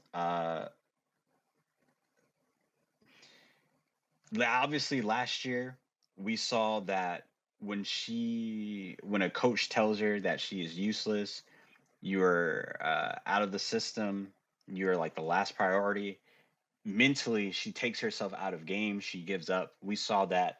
It's the worst thing ever for an athlete to do as a fan to see, just to see them just give up on the team. Like nobody wants that on their team. It's just an absolute locker room cancer. Like obviously yes. However, the best example for that is Melissa Smith's rookie year and her sophomore year, right? If anyone remembers her rookie year, which she came third place in like rookie voting, she was great. She was fantastic, scored, rebound well, all that stuff, right? Had a legit case to win rookie of the year until like Ryan Howard dropped like multiple 30-point games. Her sophomore year, which again, when Aaliyah Boston was drafted, and I think if there's any OG freaking Fever fans in here, everyone knew that Aaliyah Boston should not have been drafted to the Fever because they already had a front court.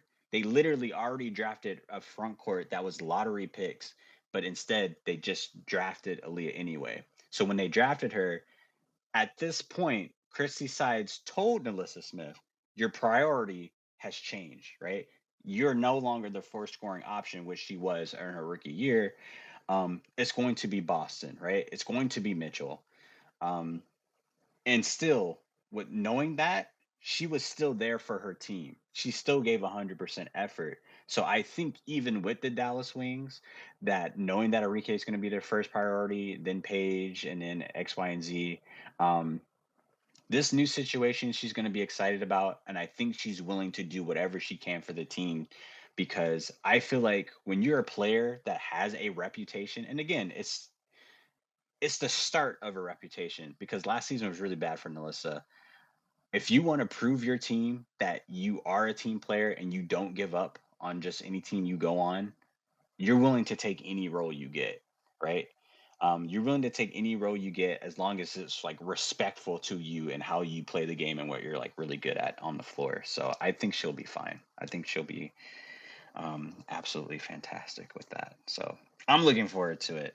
And there's just so many pieces to it. Oh God, I can't wait to do a spaces of like top storylines going into the season, because Melissa Smith is definitely a top 5 storyline. It's like a redemption arc for her. So that should be fantastic. I'm so happy she's here, because even before this whole trade happened with Melissa Smith, I was in the Wings group chat really trying to figure out like Yo, Maddie's really freaking good, but I don't really want her to start. Like, we need some pieces on the bench, and then I don't want to put her out there four because it's just like she's slightly like undersized in that. But with Melissa Smith there, and then Maddie can play at the three, it just makes so much more sense for us. So much more freaking sense. Um, I see the vision, Kurt. I see the vision. Oh, Um, I but also yeah, have go ahead, something Ez. else. I'm surprised y'all.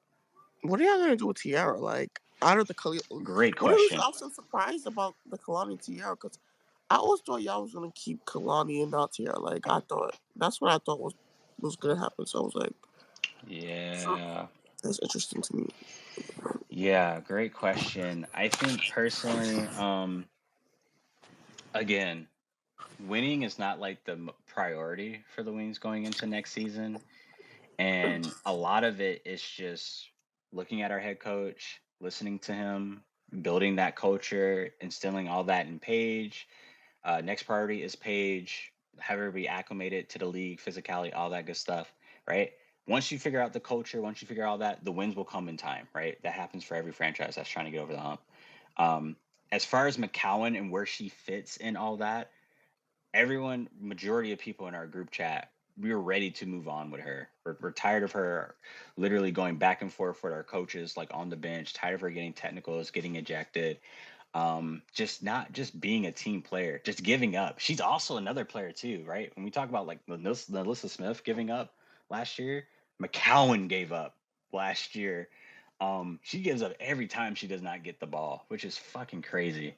Um, but yeah, I think obviously we're gonna keep her, and it's mostly just to do that. This is a weak free agency kind of like pool, and besides Cheyenne Parker, besides Tina Charles, there's really no other center out there, and it's not too terrible to stick with a player that one knows the franchise. They already built up somewhat of a chemistry with the players, and you just see where it goes. It's just one more year, honestly. It's just one more year. So we'll see what happens. We'll see what type of energy she brings, and we'll. I think the biggest thing, actually, you know what? I am kind of happy that McCowan is there because Coach Latricia Trammell was an absolute pushover when she handled McCowan. She just let McCowan do whatever the fuck she wanted. I really want to see what this new coach is going to do with McCowan. If he's going to discipline her or like encourage her, whatever. Um, I'm happy she's on this roster, so I can see how that head coach Koklanis can handle her. That's going to be important. So till then, it's just one more year, and then we'll move on from her. Regardless, I don't care if she has like an incredible year. We're moving on regardless. So it is what it is. I don't want to be like biased towards the Wings, but I want to give their transaction because again, it's just like one transaction this season, but it's just like one big one. Um, I don't want to be biased. I want to give them like a B, just a solid B. I think personally, I think they get a little bit way higher than a B, but I would just give them a B, a solid B. All right. Now we move on. Well, I can do these other teams quick since it's already pretty freaking late. Um, Mystics, they haven't done anything. They lost Walker Kimbrough, which is an X. Elena Deladon is more than likely not going to come back. A lot of people think she's going to retire. We'll see what happens with that. As of thus far, and it's an appropriate grade. The Mystics get an F, just because y'all have been so quiet. No, wait, that's not true. They just got a new head coach that nobody knows. Nobody knows. Nobody talks about. Nobody cares about. Shouldn't say nobody cares about, but The um, coach was from the Chicago Sky. that's right. It's the assistant coach for Chicago Sky, which is like Who very interesting. there was some drama with that. Like, I don't think people remember where like another assistant coach was basically called him like a snake and a traitor and stuff like that. Like, What? yes, I need to find the screenshot. I don't know if any Chicago Sky fans are on the line and could post, but like I don't remember Like it was about the teaspoon situation and some lady who was the assistant coach who left, who got like I don't know, she got fired or left like halfway through the season. Was basically calling the dude like a snake. That's crazy. Um, Also, another transaction that they did is they got a new general manager, which, by the way, that general manager has no experience whatsoever being in the front office. None. Um, I think that's amazing because it gives me hope. I hope they hire me for next year when they fire this general manager, maybe. Um, Listen, the Mystics get an F because I think it's very telling that you hire a coach, you decide to poach a coach from a team that fired their entire coaching staff after one season. I don't think that's ever been done before. Yeah, I don't think that's ever been done before. Like, and again, people have their opinions on like what happened with the Chicago Sky, but from the consensus, it was coaching, right? And not just Teaspoon, but it's the entire coaching staff of like what went down. And they decided that we need to poach from that coaching staff and we're gonna get this coach. I just think that's very telling. So the Mystics get an F. Um Yeah, I agree with that. Like, they just lost players. I'm like, they have their draft picks. I do hope the Sky could like scam them for Ariel Atkins, because that's like a player I want for the Sky. are you watching Jeopardy S? No, I'm watching There's Family Feud in the back. Ah, I knew it was a game There's show. Family Feud in the back. I can hear it. Yeah. So I'm gonna turn that down. But yeah. I hope. Yeah. It's just I don't. It's weird to me that the Mystics. I don't know. Like I don't understand what they're doing. Are they trying to rebuild, or are they trying to be good? Because like last year they were a bad team, right? But they were like bad in a good way. Like there was talent there. They just could never close. Mm. And it feels like they're like, you know what, fuck it. We're just gonna not try anymore. And I guess they're loading up for 2027. Like, if that's the case. Yeah, we gotta see how it all plays out. It's just weird. Yeah, I give them an F.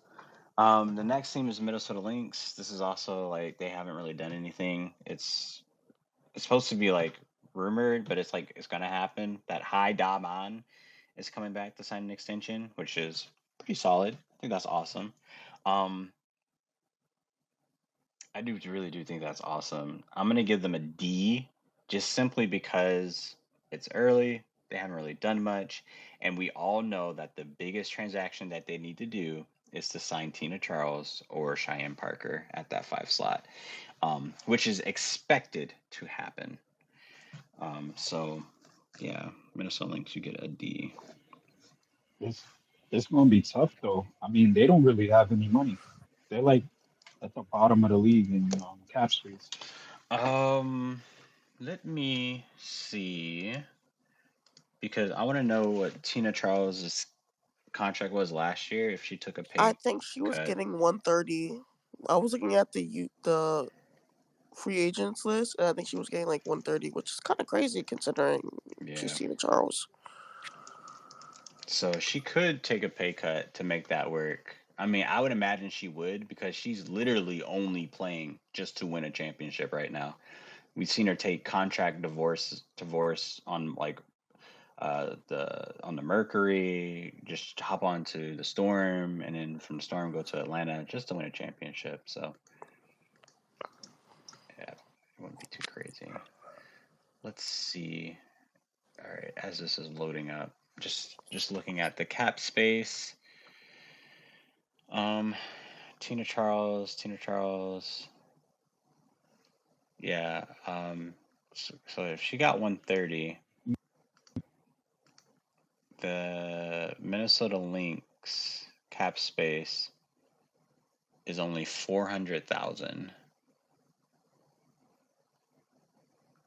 So that's only 400,000. The only thing that's saving them right now is the fact that Diamond Miller is still in a rookie contract because she's still very cheap. That's the only thing saving them. And maybe that's why they court her, so they know that they can kind of keep that, which would be pretty smart. Um, Everyone else, ooh, they could sign her. They can sign Charles. They can sign Cheyenne, but they would have to take a pay cut. They would have to, and they also got. Yeah, because Oh yeah, go ahead. wasn't Heidemann making like 1 cent, 120 last year? Ooh, yeah, that's true. That's very true. Here, let me look at it. Heidemann was making 120. Yeah. Oh yeah. So if she signs back, then they'll be roughly about like around 300, maybe high 200s. So yeah, they are. Oh yeah, forgot about the Heidemann thing. So yeah. Yeah, they really do need to go after Tina though because, like I said, their problem is that they're a small team and they need a rebounding presence. And Tina, even though she's older, she can still do those things. And I feel like Fee's gonna be like really amazing, but she's 6'1". She can only do so much. So they gotta. I hope they shore up that front court because I feel like if they do that, I feel like for me, I think they would probably be the I'll put them in like first on the top of like the championship chain, which is crazy. I know that's crazy to say, but that's my personal opinion. They also need more backups in terms of centers, or not centers, but as like power forwards. Um, I think Dorka is going to have a little bit slightly bigger of a role this year. Um, it's crazy because she was like not playing consistent minutes throughout the season last year, and then literally in that finals against the Liberty, she was just like, "Go out there." Dorka looked like a deer in headlights trying to guard JJ. Like, no, do not.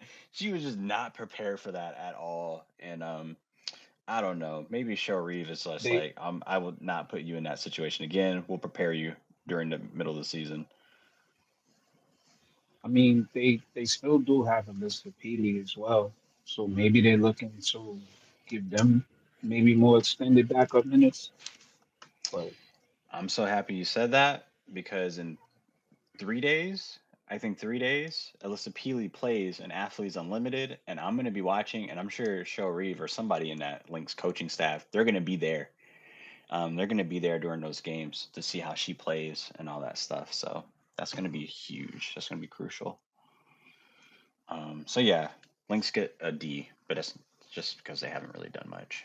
Um, Next team is let's do it in New York Liberty. Liberty haven't really done much either. They just done only correct me if I'm wrong. They only done just one thing, and it was something they kind of had to do, but it was the getting rid of Courtney Vandersloot because that tenure kind of it ran its course.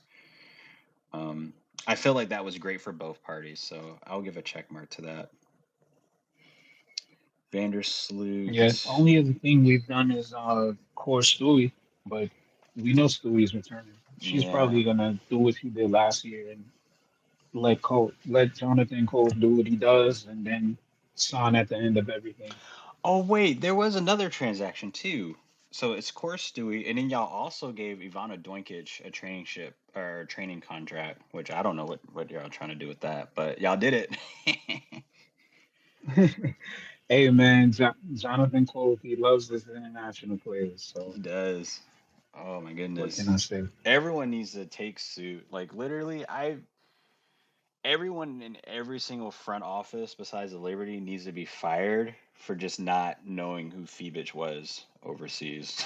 Like, there's no way that this lady existed and we were just so blind.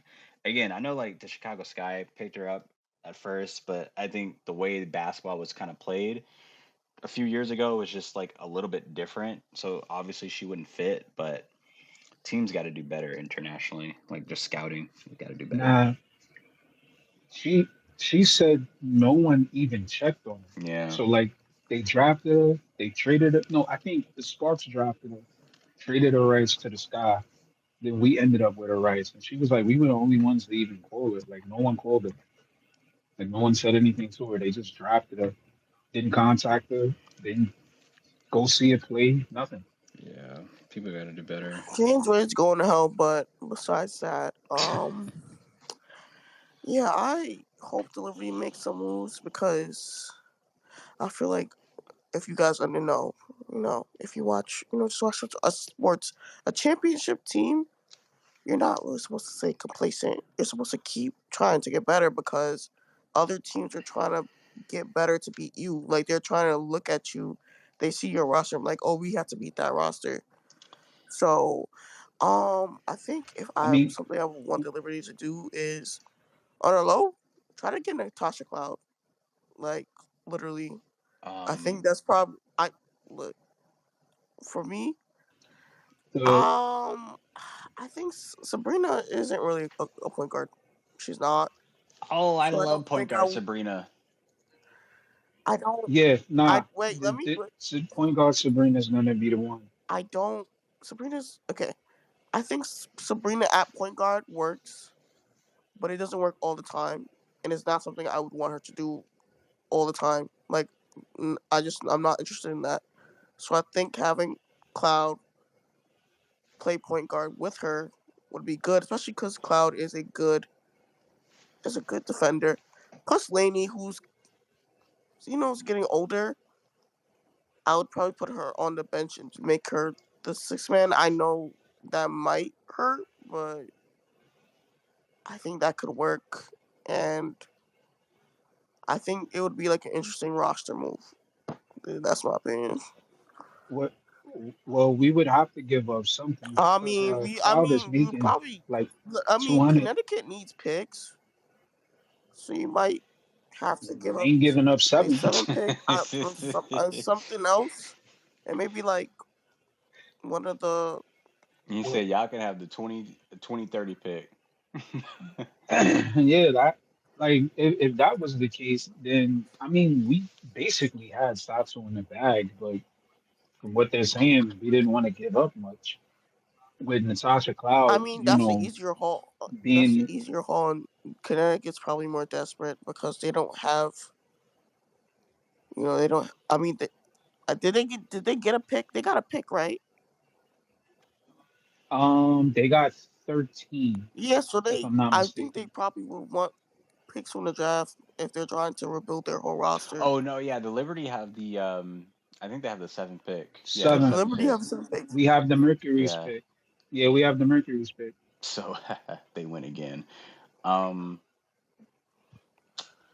I was gonna say Oh, something about the Liberty. Yeah, I think everyone knows. Well, okay, so it was like what you said, S, right? I think you said every team that's on the top, they can't stay complacent, they got to get better and all that stuff. That's absolutely true. Every team, every great team has to do that. But a team that's been like that wins a championship, you're on the top.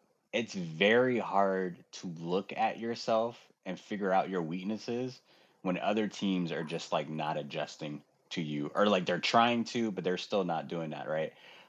Everyone knows that the only weakness that the Liberty has this upcoming season is their lack of like point guard depth, right? And even yeah. then, that's not gonna stop them as like as much. It's just like And Sandy's a weakness, yeah, but well, yeah.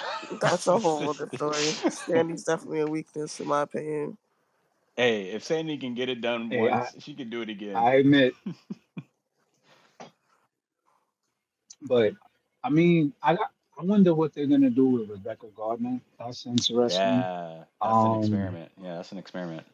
Oh wait, what what are we doing? Marina's probably Yeah, gonna I come was back. getting ready to say Marine. Marina's probably gonna come back. She just she posted a clip the other day. Oh, So you know what? yeah, She was working out Never with the mind. Liberty shorts yeah. on. She was doing some squats. Yeah. Never mind. Maybe you know what? Um. They might be good. Well, you know, And we keep that seventh pick. Hopefully Sonia Citron Yeah, that's or not happening. That's not.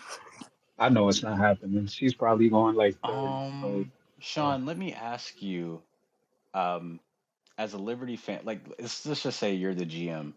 Do you have any plans to keep Hanshu? Any? no, None. absolutely not. She okay. Think it when you think about it, like she's just not athletic enough for what we want to do. Like who is she gonna play over? We only kept two centers on the roster last year, which I was terrified of because my girl Niara, she's healthy and then she's not. And then for some reason the refs like to play with JJ in the playoffs. So I was terrified, but it worked out in our favor. We only really keep two centers anyway, so no, I wouldn't keep her. I have no plans on keeping her at all. There's no point. Mm, We lost Kayla Thornton. We lost Courtney Vandersloot. I'm focusing more on the wing depth and the point guard depth, if anything. okay. Well, y'all do have some equity to trade for any point guard if y'all want it.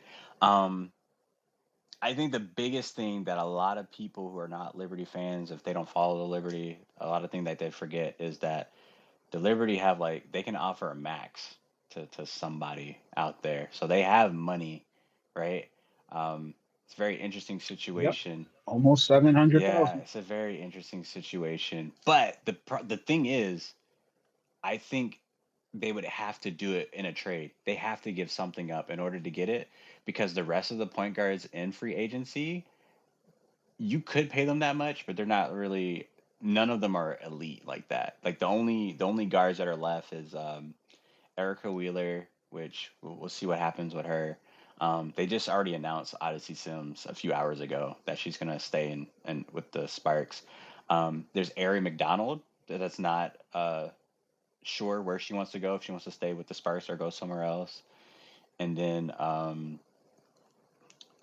then there's Sydney Colson, who hasn't really signed yet with the Aces or anyone else. So Yeah, nah, they can keep yeah. Sidney Colson. But yeah, that's why I said it's gonna be interesting to see what they do with Rebecca Gardner because like they traded for her knowing she would be out all last year. She's been at the facilities working out since the finals run. hmm Even she went to Good Morning America with the team, so I don't know Oh, what that's they're gonna right. do with She her. is a So champion. Yeah.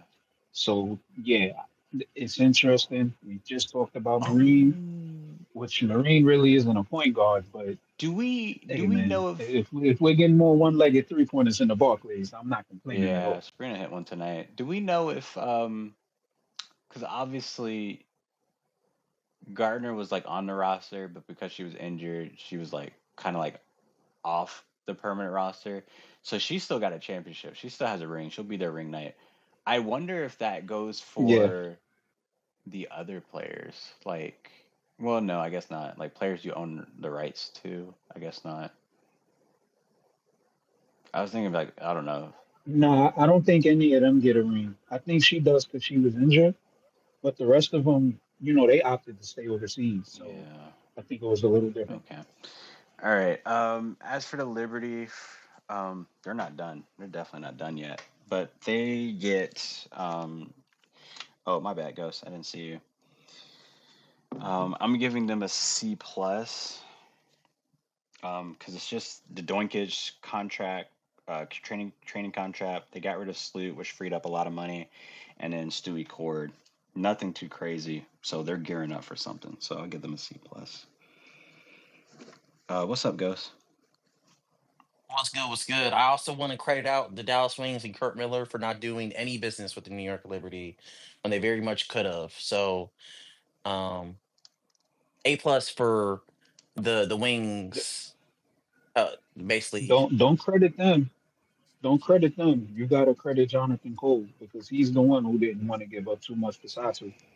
If Satou and Dallas had their way, they would have wanted that seventh pick and probably Leo or Benaja.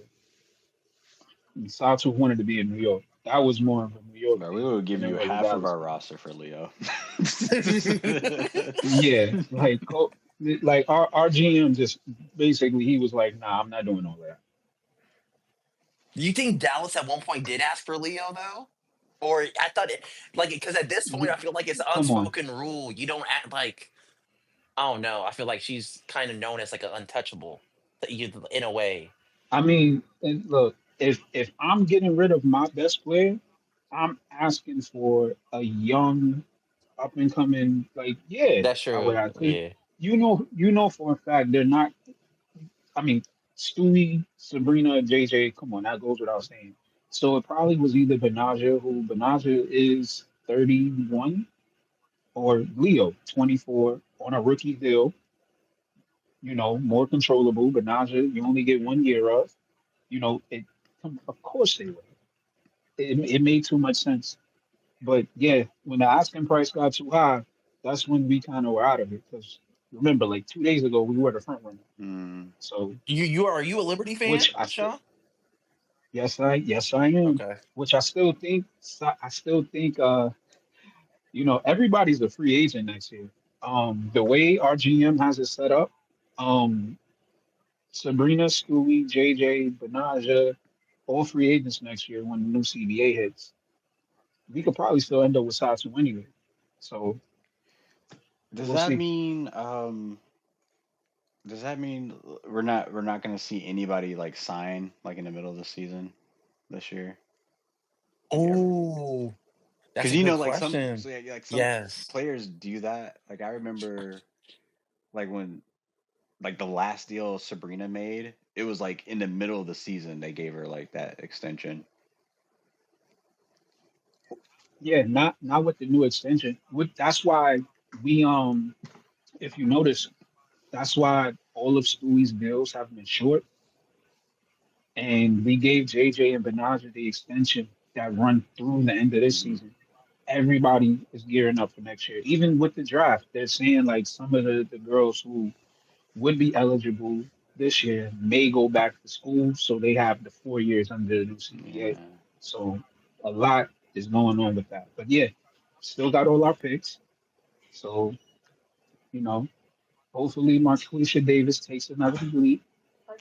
Jalen Sherrod is playing in Athletes Unlimited too, so I'm gonna be watching her.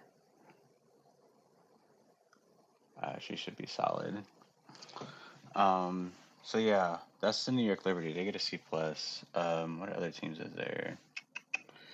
Only teams left is like Seattle, Aces, and Connecticut. I'm gonna leave Connecticut for very last because I feel like I can rant about that and then in the space. Um, I'll do Seattle. Seattle. They absolutely fleece the Sparks. Not even close. Um, God, and it's not. They haven't really done much, but just the one little transaction that they did do, or it's technically two transactions. Um, it was huge, right? So they got the second pick. Um, wait, oh, They re-signed Nika. that's yeah, NECA. that's right. Oh She yeah, just that's right. That re-signed. did happen today. Yeah, nobody moved by that. No.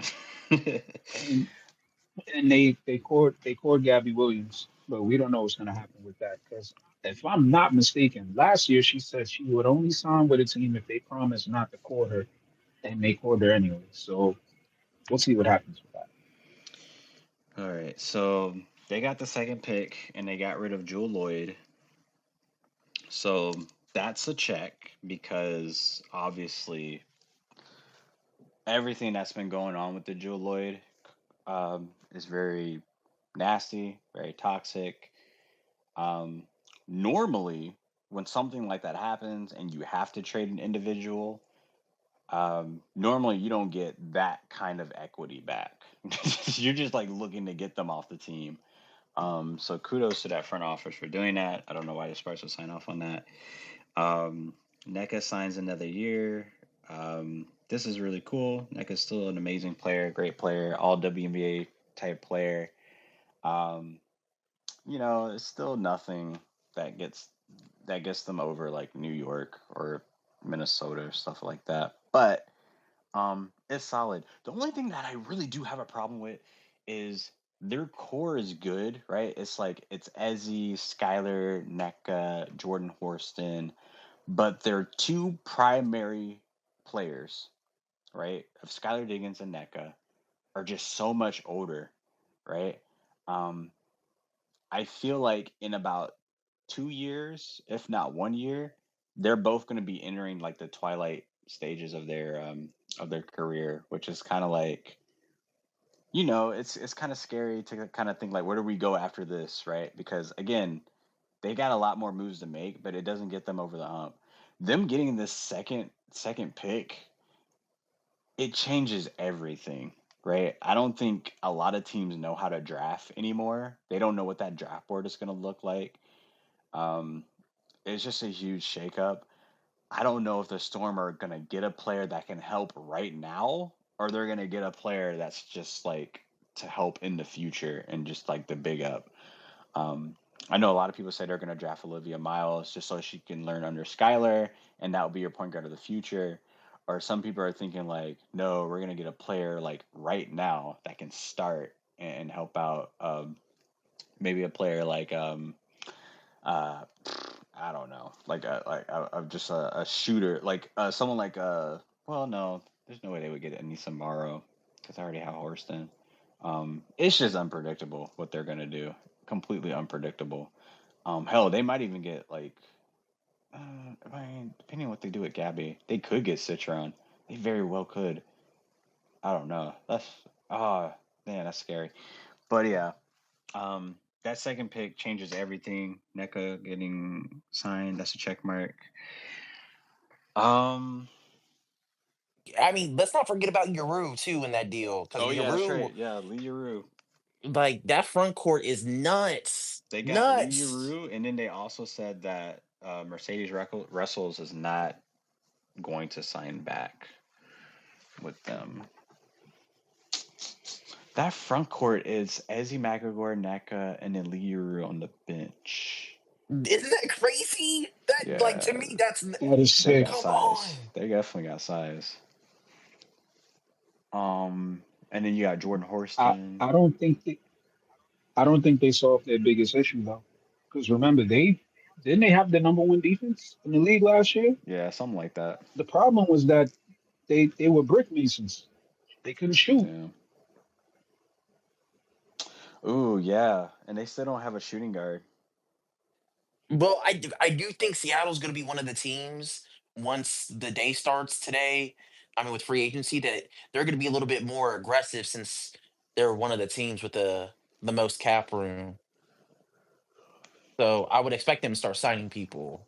I think Um, yeah, they can sign people, but again, it's not like that deep of a pool.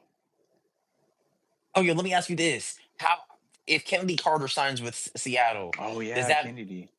what does that kind of replace or fill in that void, that Yeah, need? absolutely. Okay, okay. Absolutely. I think that's a solid You know solid what? replacement. I would give up my entire 401k to be a fly on the wall in a locker room with Kennedy Carter and Skylar Diggins. I bet they're gonna love each other. No, I do too. That's why I like it's like I don't know. I just feel like they just gonna make each other better. Like iron sharpens iron type shit. Like like when players like play against each like kind of like Dejanay and Marina, they don't like each other when they play against each other, but when they play with one another, they're like best friends. And we've seen that like with other players and stuff, but just for an example, I feel like that's what happened with Skylar and Kennedy. Because at the end of the day, both those girls are like hoopers and just want to win and get buckets. Hmm. Yeah, that's true. I think Kennedy Carter has a little bit more anger issues, but they're definitely high level competitors. I'm looking at it as Kennedy has never had a true mentor on a team. Like that vet that is just there for her. If anything, Skylar has experienced the same things that Kennedy has been through in terms of like having franchises talk down on you, um, franchises saying that you're the problem in the locker room. So hopefully, a bond can be formed with that, and I think hopefully, that would do wonders for Kennedy going forward. So yeah, if Seattle signs Kennedy, I think that's a great replacement for Jewel Lloyd. Does that officially put them in the top three? Like, would you officially start considering them a title contender I at that point mean, they're if they already get Gabby too? I mean, they're already a title contender because they're like just not a bad team. They're going to be in the playoffs, but even if they get Kennedy, I still don't think that doesn't put them on the same level as the Liberty or the Lynx.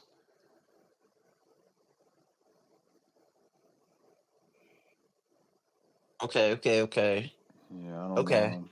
I would okay. say, you know what? I will say, They're they're just so bad, like so bad from three. I can't take them serious until they need like two really really good shooters before I be like, okay, they can make some noise. They're just so bad shooting threes, like really bad. Who's It available? I don't know. Maybe they trade for Marina. I mean oh, Connecticut that has would no work. picks, so yeah, they have like no picks. Yeah, they're not going to give So up that second I pick mean, though. maybe. Oh no! I wouldn't give up the second pick. Absolutely not. I'm drafting somebody with that second pick. Because Hmm. who's the? I'm just trying to think of who's the best shooter that's actually available in like free agency, like a 3-point shooter Let's that's see. available. I have it up right here. Oh, okay. Best shooter in free agency. Um, and this is just the list. Because I have to say her name because she's technically a part of free agency. Diana Taurasi is one of the best 3-point shooters. So you have Taurasi, you have Kia Nurse, you also have damn shit. Oh, Elena Deladon. I mean, efficiently wise, like yeah, she's like one of the best 3-point shooters. Um, damn, yeah, that. Oh, Sammy Whitcomb, but I don't know if she's gonna come back to Seattle. Well, I don't but know. That's a little there bit was a iffy. report that came out that Sammy and Seattle have basically like mutually agreed to like go separate ways. Yeah. Um. Yeah, that's it for 3-point shooters. See, that's crazy. Man. Yeah, it's not like the deepest pool again. Is there any Um, good 3-point shooters coming out of the draft? Like legit 3-point, like Sonia Citron. Citron Sonia? people, yeah, Citron.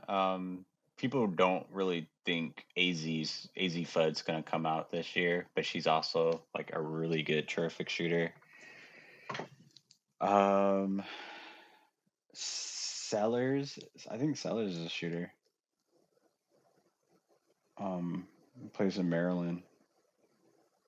Uh,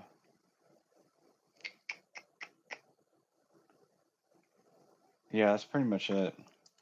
Now, granted, um, what I need to do is re-download the fantasy app, uh, fantasy basketball, which I'll be doing like another one, which I'll tell everybody about it when it gets closer. But that's like the best app to look at when you look at free agency and people who are available, because they include everybody, like absolutely people who are just like not even on people's radars, and they're just there. So so yeah, that's pretty much it for the 3-point shooters. I mean, Tiffany Mitchell is also someone to name. I wouldn't say she's like such a 3-point shooter, but she is like a volume scorer. Oh, and Yeah, maybe again, not a shooter, but aerial powers as well. yeah. If they keep Gabby, which is looking like they probably want to, Um, yeah, whoever they get at that two guard spot better be able to knock down shots because I'm looking at like their starters right now, and that spacing is ugly. The spacing is ugly. I mean, you can argue, damn, would Nika be their best, like their most consistent 3-point shooter? Oh yeah, Just given what they have right now? Nika's done. Yeah, Nika's not going to play this season. There's no way. Not Nika Tore Mom, her. Neka. Oh yeah, Nika. Oh Would she be yeah, the like yeah. in their starting lineup? Would she be their most consistent 3-point shooter right now? Yeah, that's pretty Thinking bad. about it, yeah, that spacing is gonna be bad. So yeah, they're gonna need somebody, and they probably can have Kennedy Carter on the cheap too. I think Kennedy Carter made what 75 last year. She made about 75 last year. Three So pointers. no, 75,000. I don't Oh think yeah, Kennedy yeah. was It was making a lot of money. yeah, yeah. She wasn't. So that could be something. I Yeah, mean, they're definitely gonna give her the bag. Yeah, no, I think she's gonna make at least yeah, double. She might make double, y'all. yeah. I mean, they can afford it though. Yeah, that's true. Very true. Like Yeah, they can pay her. so Um, that might be a look because they need somebody who's able to knock down a shot. Because I love Gabby Williams, but she's not a shooter. So, no, she's not at all. so yeah, Um, when you look at the spacing, that spacing is nasty. mm, okay. So for Seattle Storm, I'm gonna give them an A minus, or no, just a flat out A, because again, I think that was trade of the century of finessing the LA Spurs for that second pick. Like that's just so crazy. So yeah, they get an A. Next team is the Vegas Aces. Vegas Aces. Okay. The thing I want to say about the Aces, since I am an Aces fan, and I can say this, they've it's a little weird because technically they have been the most active team in free agency, but I know a lot of people don't like think about hiring coaches and things like that as like a part of it. But they've literally changed their entire coaching staff besides Becky Hammond. And even then, like we're going to figure out if Becky has a job in the next upcoming weeks, depending on what happened in that court hearing. But um, yeah, they have a whole new coaching staff, but I would say pretty much all of them came from the NBA. So that's one thing. Let's see, coaching staff. Um, I'll give it a check mark. I don't. Sometimes some depending on the coach, I feel like iffy if they came from the NBA and they've never really coached women's basketball. But at the same time, as long as it's not like the head coach and you're just strictly just there for developing and you're still following Becky suit or someone who has that experience of coaching women's basketball, it's a okay for me. So I'll give that a plus. They acquired Jewel Lloyd in a three-team trade, and they got rid of Kelsey Plum. I do think that is a check mark. Um, I've always said for the Vegas Aces that if you're going to get rid of somebody on this championship roster, Kelsey Plum is the first one you look at because um, out of everything that everyone brings, because everyone is important, as far as the big four, she brings the least, right? She brings like the less out of everyone. And she's easy to replace in terms of volume shooting and stuff like that.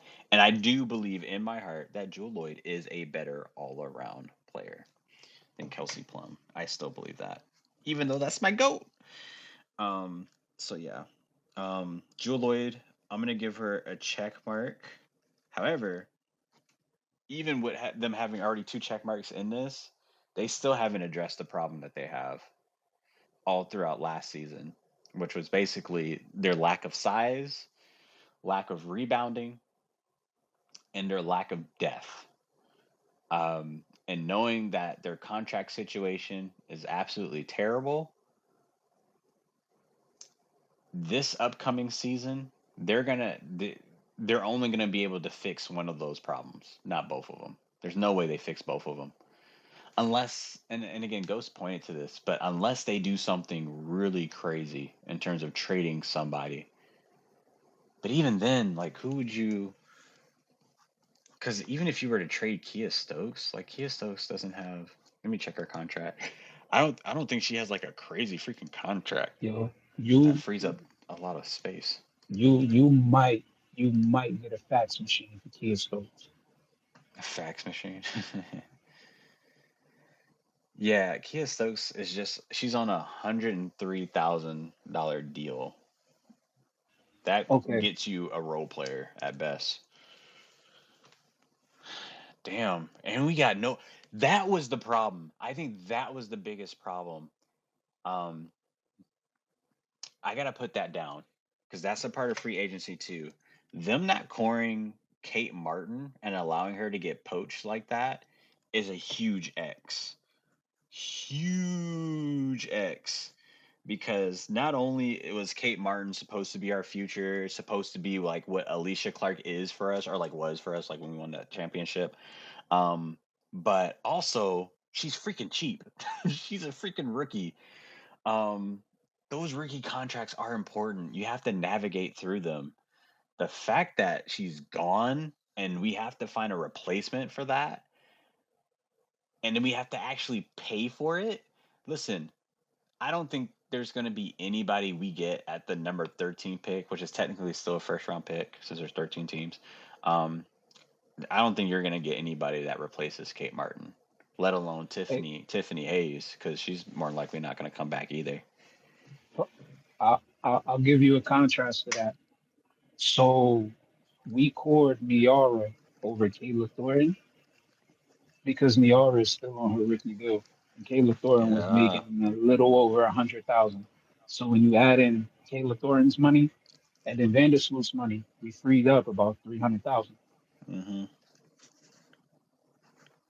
Yeah. Oh, you know what it you know what it is? Why we probably did that really dumbass thing? It's the Aces are still without a general manager trying to navigate through free agency. Who's So making the it's who's making more all the calls then? yeah, it's more than likely Becky Hammond doing everything. Um and again, we all have our opinions on Becky, but I think she is has a brilliant basketball mind. But sometimes you need a GM there, like a legit GM, for some collaborative effort. Um, because like what is going on? Um, this is a Yep. huge X. I ain't gonna hold you.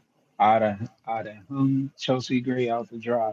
And there's nothing against Chelsea Gray. It's that given Really? where given where basketball is moving, with her not being able to move the way she used to anymore, I would have moved on. Uh, um, I don't know what's gonna happen with Chelsea Gray as of 2026, but I do know that she can't be replaced as of right now because again, their free agency pool is really really weak, and then two, uh, elite point guards are kind of like hard to come by in this league. But Um, see, now you have Drew Lloyd,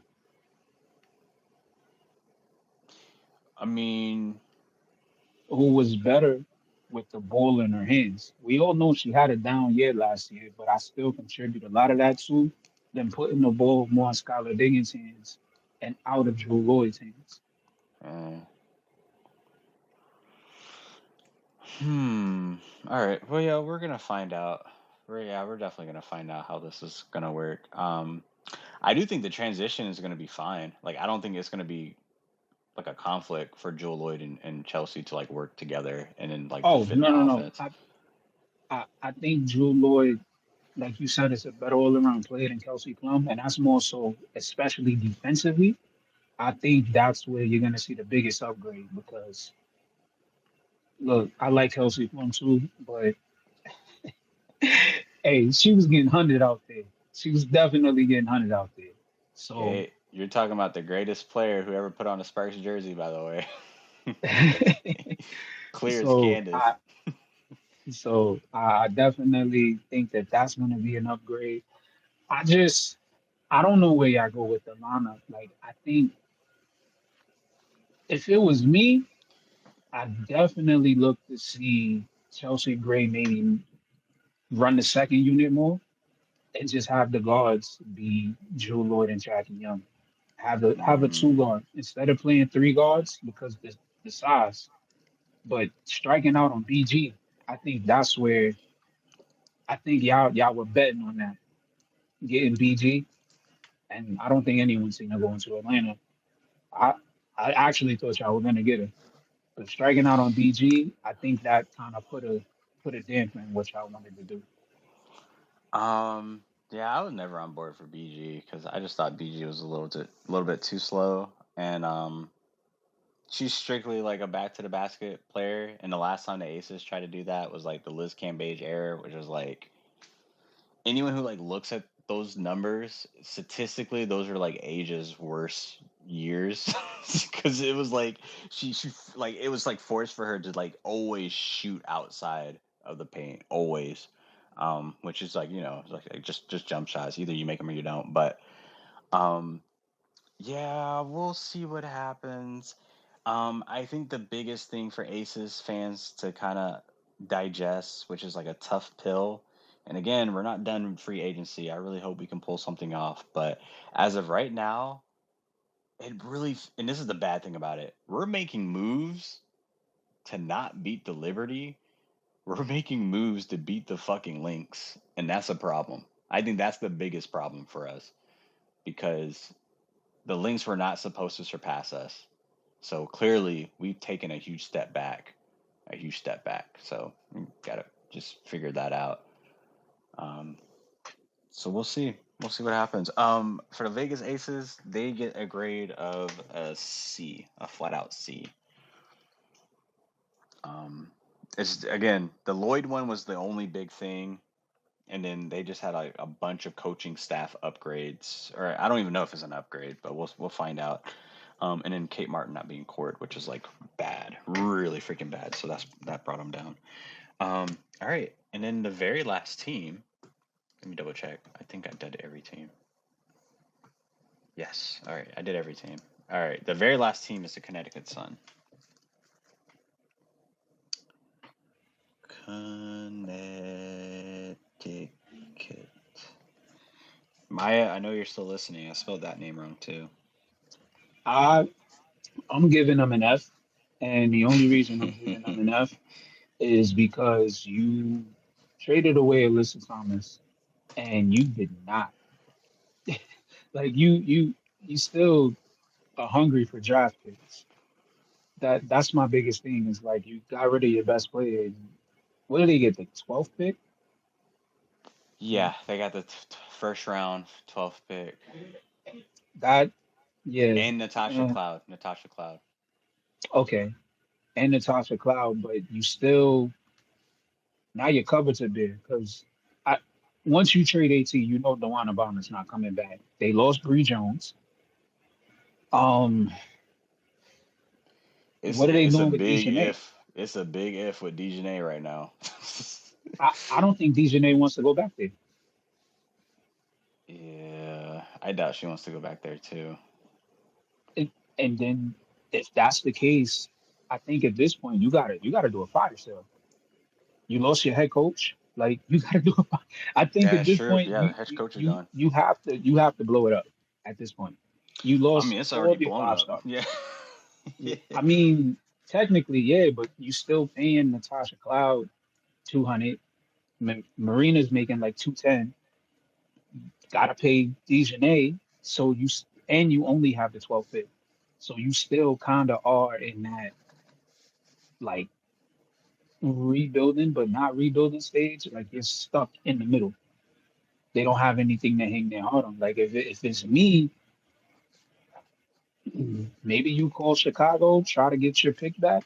What were they? The 10th pick? Maybe try to get your pick back. Maybe I know they just got Sloop, but maybe they take Natasha Cloud off your hands because they do need guard help. Still, even with Courtney Vandersloot going back, yeah, I don't know. Maybe you trade Marina Mavery to somebody. I know the Valkyrie have been looking to get a star. maybe they give you the fifth pick. I don't know. They got to figure something out. But they get an F for me because I still don't understand how you didn't get a lottery pick for Alyssa Thomas. If Jewel Lloyd went for the second overall pick, there's no reason you didn't get a. That's crazy to me. You got the last pick in the first round for Alyssa Thomas. Come on. Um, so here's the thing about Connecticut, and I hope there's some Connecticut fans listening. Actually I have a few Connecticut mutuals, but there's one particular that I want to talk to, and I hope she's listening. Well, it doesn't matter because she's not a Connecticut fan. She's just an Alyssa Thomas fan. So she's definitely a Mercury fan now. Um, the biggest thing, and they're gonna definitely blow this up. They're heading into a rebuild. But the biggest thing this free agency for Connecticut, and this is the craziest thing, it's not really about the players. It doesn't matter what players you move, what players you acquire. It honestly doesn't even matter what picks they acquire, right? If they get another lottery pick, all that stuff, that shit, none of that matters. Their new coach, he doesn't matter. Their new GM that they hired, she doesn't matter. Connecticut is the worst market in the WNBA. You will never get an all star free agent. Never, ever. You will never get one. And the only way for Connecticut to move out of this funk that they're in, this cloud that they're in, to not repeat the last 10 years of history, they have to move this team to Boston or just somewhere else other than Connecticut. Because there's no way you can do a proper rebuild. Because that's the thing too. I said it in last night's Spaces. Um, to do a rebuild, there's only two ways to do it. You either rebuild through the draft or you rebuild through free agency. You're in Connecticut, so free agency is out of the question. And the reason why I gave Kurt Miller such high praise all those years is because he only did it through the draft of getting Bree Jones, of getting Dejanay Carrington, of getting Alyssa Thomas, of getting Nelson Adota, all these freaking amazing players and developing them. Um, that's like a great way to do it, but you don't have any future. You're about to enter one of the most deepest drafts that this league has ever seen, and you don't have any equity for it. And you're gonna have to move pieces around. And even if you do move those pieces around, history has shown that these players they don't stay. Um, you have to move the team. You just have to. That should be their priority at this point. I know Connecticut has a game in Boston for the second time this season. I think it's going to be the Indiana Fever versus Boston. I don't remember what the date was, but I'm sure it should be a good turnout. It should be really positive. Um, and hopefully by 2026 they can jump the gun on it because and again, like it's bad for the fans, it's bad for the franchise, but it hurts the WNBA. Like teams that just stay at the bottom. And again, it's like not the bottom because Connecticut has been such a good team like in the last like 7 to 8 years. Like they've always been a top four team, always. Um, but again, I think that's just how amazing Kurt Miller is. And now that he's not there, you got another coach who is just like new to the WNBA, a fresh GM that doesn't have too much experience. Um, I'm not betting on them to get you out of this. I would not bet on I them. mean, it, it's an interesting time as well because the Celtics are about to be sold. So Really? Oh, I didn't know that. yes, the Celtics got put up for sale last spring, if I'm not mistaken. But yeah, they're about to be sold. At an estimated, I think I want to say I saw it was maybe 7 billion is what they're estimating they might get sold for. So it's an interesting time because from what I heard, the owners of the Sun are not looking to invest into the team at all. Like that whole birthday party situation, that's crazy to me. That was Yeah, insane. that's So that. Yeah, that started everything. Honestly. yeah, so it, I would try to hitch my wagon to the owners of the Celtics and say, hey, can we get in on this deal? Like, can we be a package deal? Stuff, maybe they buy both, you know, something. Because, yeah, And if I'm the NBA and the WNBA, like if they're refusing to, if you're looking at the other teams, even look at the Valkyries, like they spent a lot of money to make that happen. Their facilities are top notch and everything. They haven't gotten any free agents. They struck out because it's their inaugural season, but they're going to be a power player in the next 2 years. You look at what Oh Indiana's yeah. doing. You look at you look at Phoenix. You look at New York. Even Chicago is starting to invest money. If you have a team that's just the owners are just like, hey, we're not really looking to invest in a team. Like at some point, you gotta force their hand and be like, yo, you gotta sell the franchise. Like you can't be in here because you're gonna devalue everything. Nobody's gonna want to play there. Mm, I agree. I completely agree. It's like what they say in real estate. It's like real estate 101. It doesn't matter like how many like upgrades your house have, like what's in it. It's only as valuable as what the other houses around it look like. So yeah, they're gonna have to force that guy's hand. Or, I think it's a tribe that owns it, the Mohegan tribe. Yeah, it's a trial. So Yeah. I would definitely just be like, hey, like, look, you gotta sell. Especially with the new media rights coming, like the WNBA is about to go through so many changes. You look at even the young stars that's in college that are going to be coming in within the next 2 to 5 years. Like the W is expanding at a rapid pace. I don't think you can have a team where the owners are just like, we're not really going to invest. We don't care. Because again, you're only as good as your worst player. Hmm. Yeah, I agree. Connecticut gets an F, but again, they're not done. They got to figure out what they're going to do at DeJounte. We don't know what's going to happen with Mabry, and we don't know what's going to happen with Natasha Cloud. I'm willing to bet she does not stay there. Damn. That's what I'm banking on. There's no well, not even Natasha. I would go further on the line saying there's no way that Dejanay and Natasha are going to be in Connecticut. Like one of them at least is going to be on another team. And I feel like that Ty Harris deal shows that teams aren't like scared of trading a player that they just acquired in another. You know what I'm saying? Like just because they acquired Cloud doesn't necessarily mean that they wouldn't be afraid of dealing her again. Honestly, I think at this point, you need to get all three off the team. You need to get Marina off the team, Natasha Cloud, and Dejanay. I think you move all three. That's your best bet into going into a rebuild. Oh my goodness. The Storm can do it. The Storm can get Mabry if they really want it. Having her off the bench, that solves some of the shooting Wait. problems. It does. How? What would the deal? Because I don't think they would be willing to Um, get rid of the second pick. No, not the second pick, but don't they have let me look at this draft I board. think I think the next one they have is like maybe 20. But at this point, Connecticut is so like they're stalling for picks. Even if they don't want, even if Seattle doesn't want to give up the second pick, maybe they give up a future pick. Like there's so many different ways that they can do it. But I think if you're Connecticut, you have to move all three.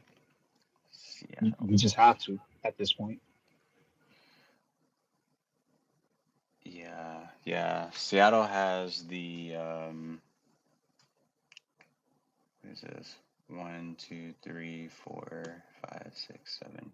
Yeah, they have the eighth pick in the second round. That's their next pick. And then they got the fourth pick. They got two picks in the third round too. So I mean, if they just want picks, they can just give them those picks for Mabry. And then it depends because obviously they can feel like, well, no, but if Mabry says she doesn't want to be there, um, I don't know. I guess we'll see. we'll see what Well, happens. well, now we're going down the Mabry hole. I just want to bring it up. But like, wasn't part of the reason that she wanted to be out of Chicago was to be on the title contender? So couldn't she just Yes. use that same excuse to want to get out of Connecticut, like now again too? That's So right. And I wouldn't look at her. I wouldn't look at her any different if she did. No, not with some of these other players. If Tina Charles can do that, then why not Mabry? yeah, no, I agree. I agree. Um, I agree.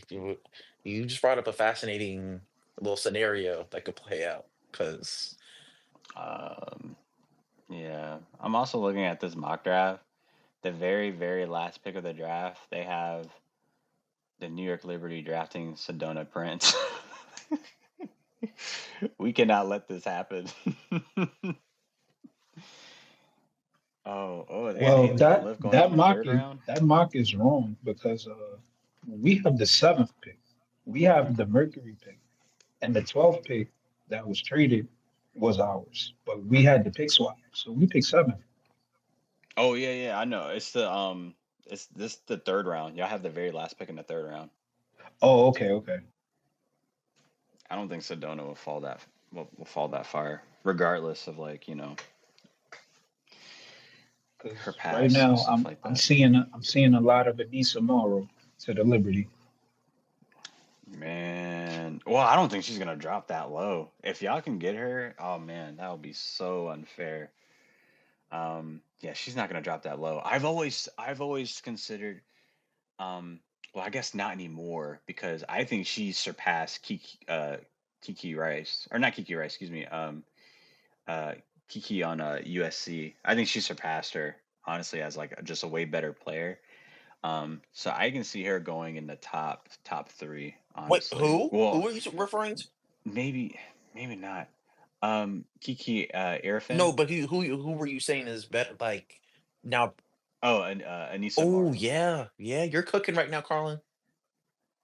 Yeah, but here's the thing, right? It's like, so you look at the first four picks. Obviously, Dallas. We're, we're not passing up on Page, right? No, no, nobody would. Um, Chicago doesn't need another big, right? Like a young big. They're pretty set down there. The Mystics, though, I always thought that she would go number four to the Mystics. I thought that would be a match made in heaven because she can easily like just slide down to the three, play that a little bit, and then depending on like what you want to do with Aaliyah Edwards and Morrow, if they want to battle it out for that starting position, I think that's fine. And then at six, when the Mystics pick again, I would want them to pick Georgia Amore as their point. I would love that. That shit would be fantastic. Hey, Carlin, just the idea. I feel like WNBA radio should come out with like an official mock draft, like first round, Oh yeah. like a official mock draft that where we think of. I gotta because just looking at the mock draft, because sometimes I look at them just to like know players' names and like where they're from. Oh, another player that I think is gonna get. Well, I don't know if she wants to declare. I don't really think the WNBA is like her priority, but Haley Cavender is easily a top 25 player in the NCAA. Easy. Dude, she has been hooping and playing her ass off.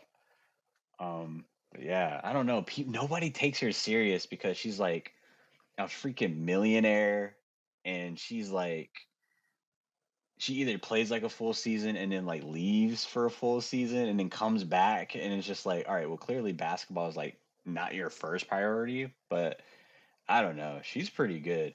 Now, again, I don't think she's gonna make a roster come training camp, depending on like if it's like the right situation. But she can get drafted. You can definitely get drafted. Is this year her last year of eligibility in the NCAA? Like this? Oh Yeah, shit. yeah, Okay.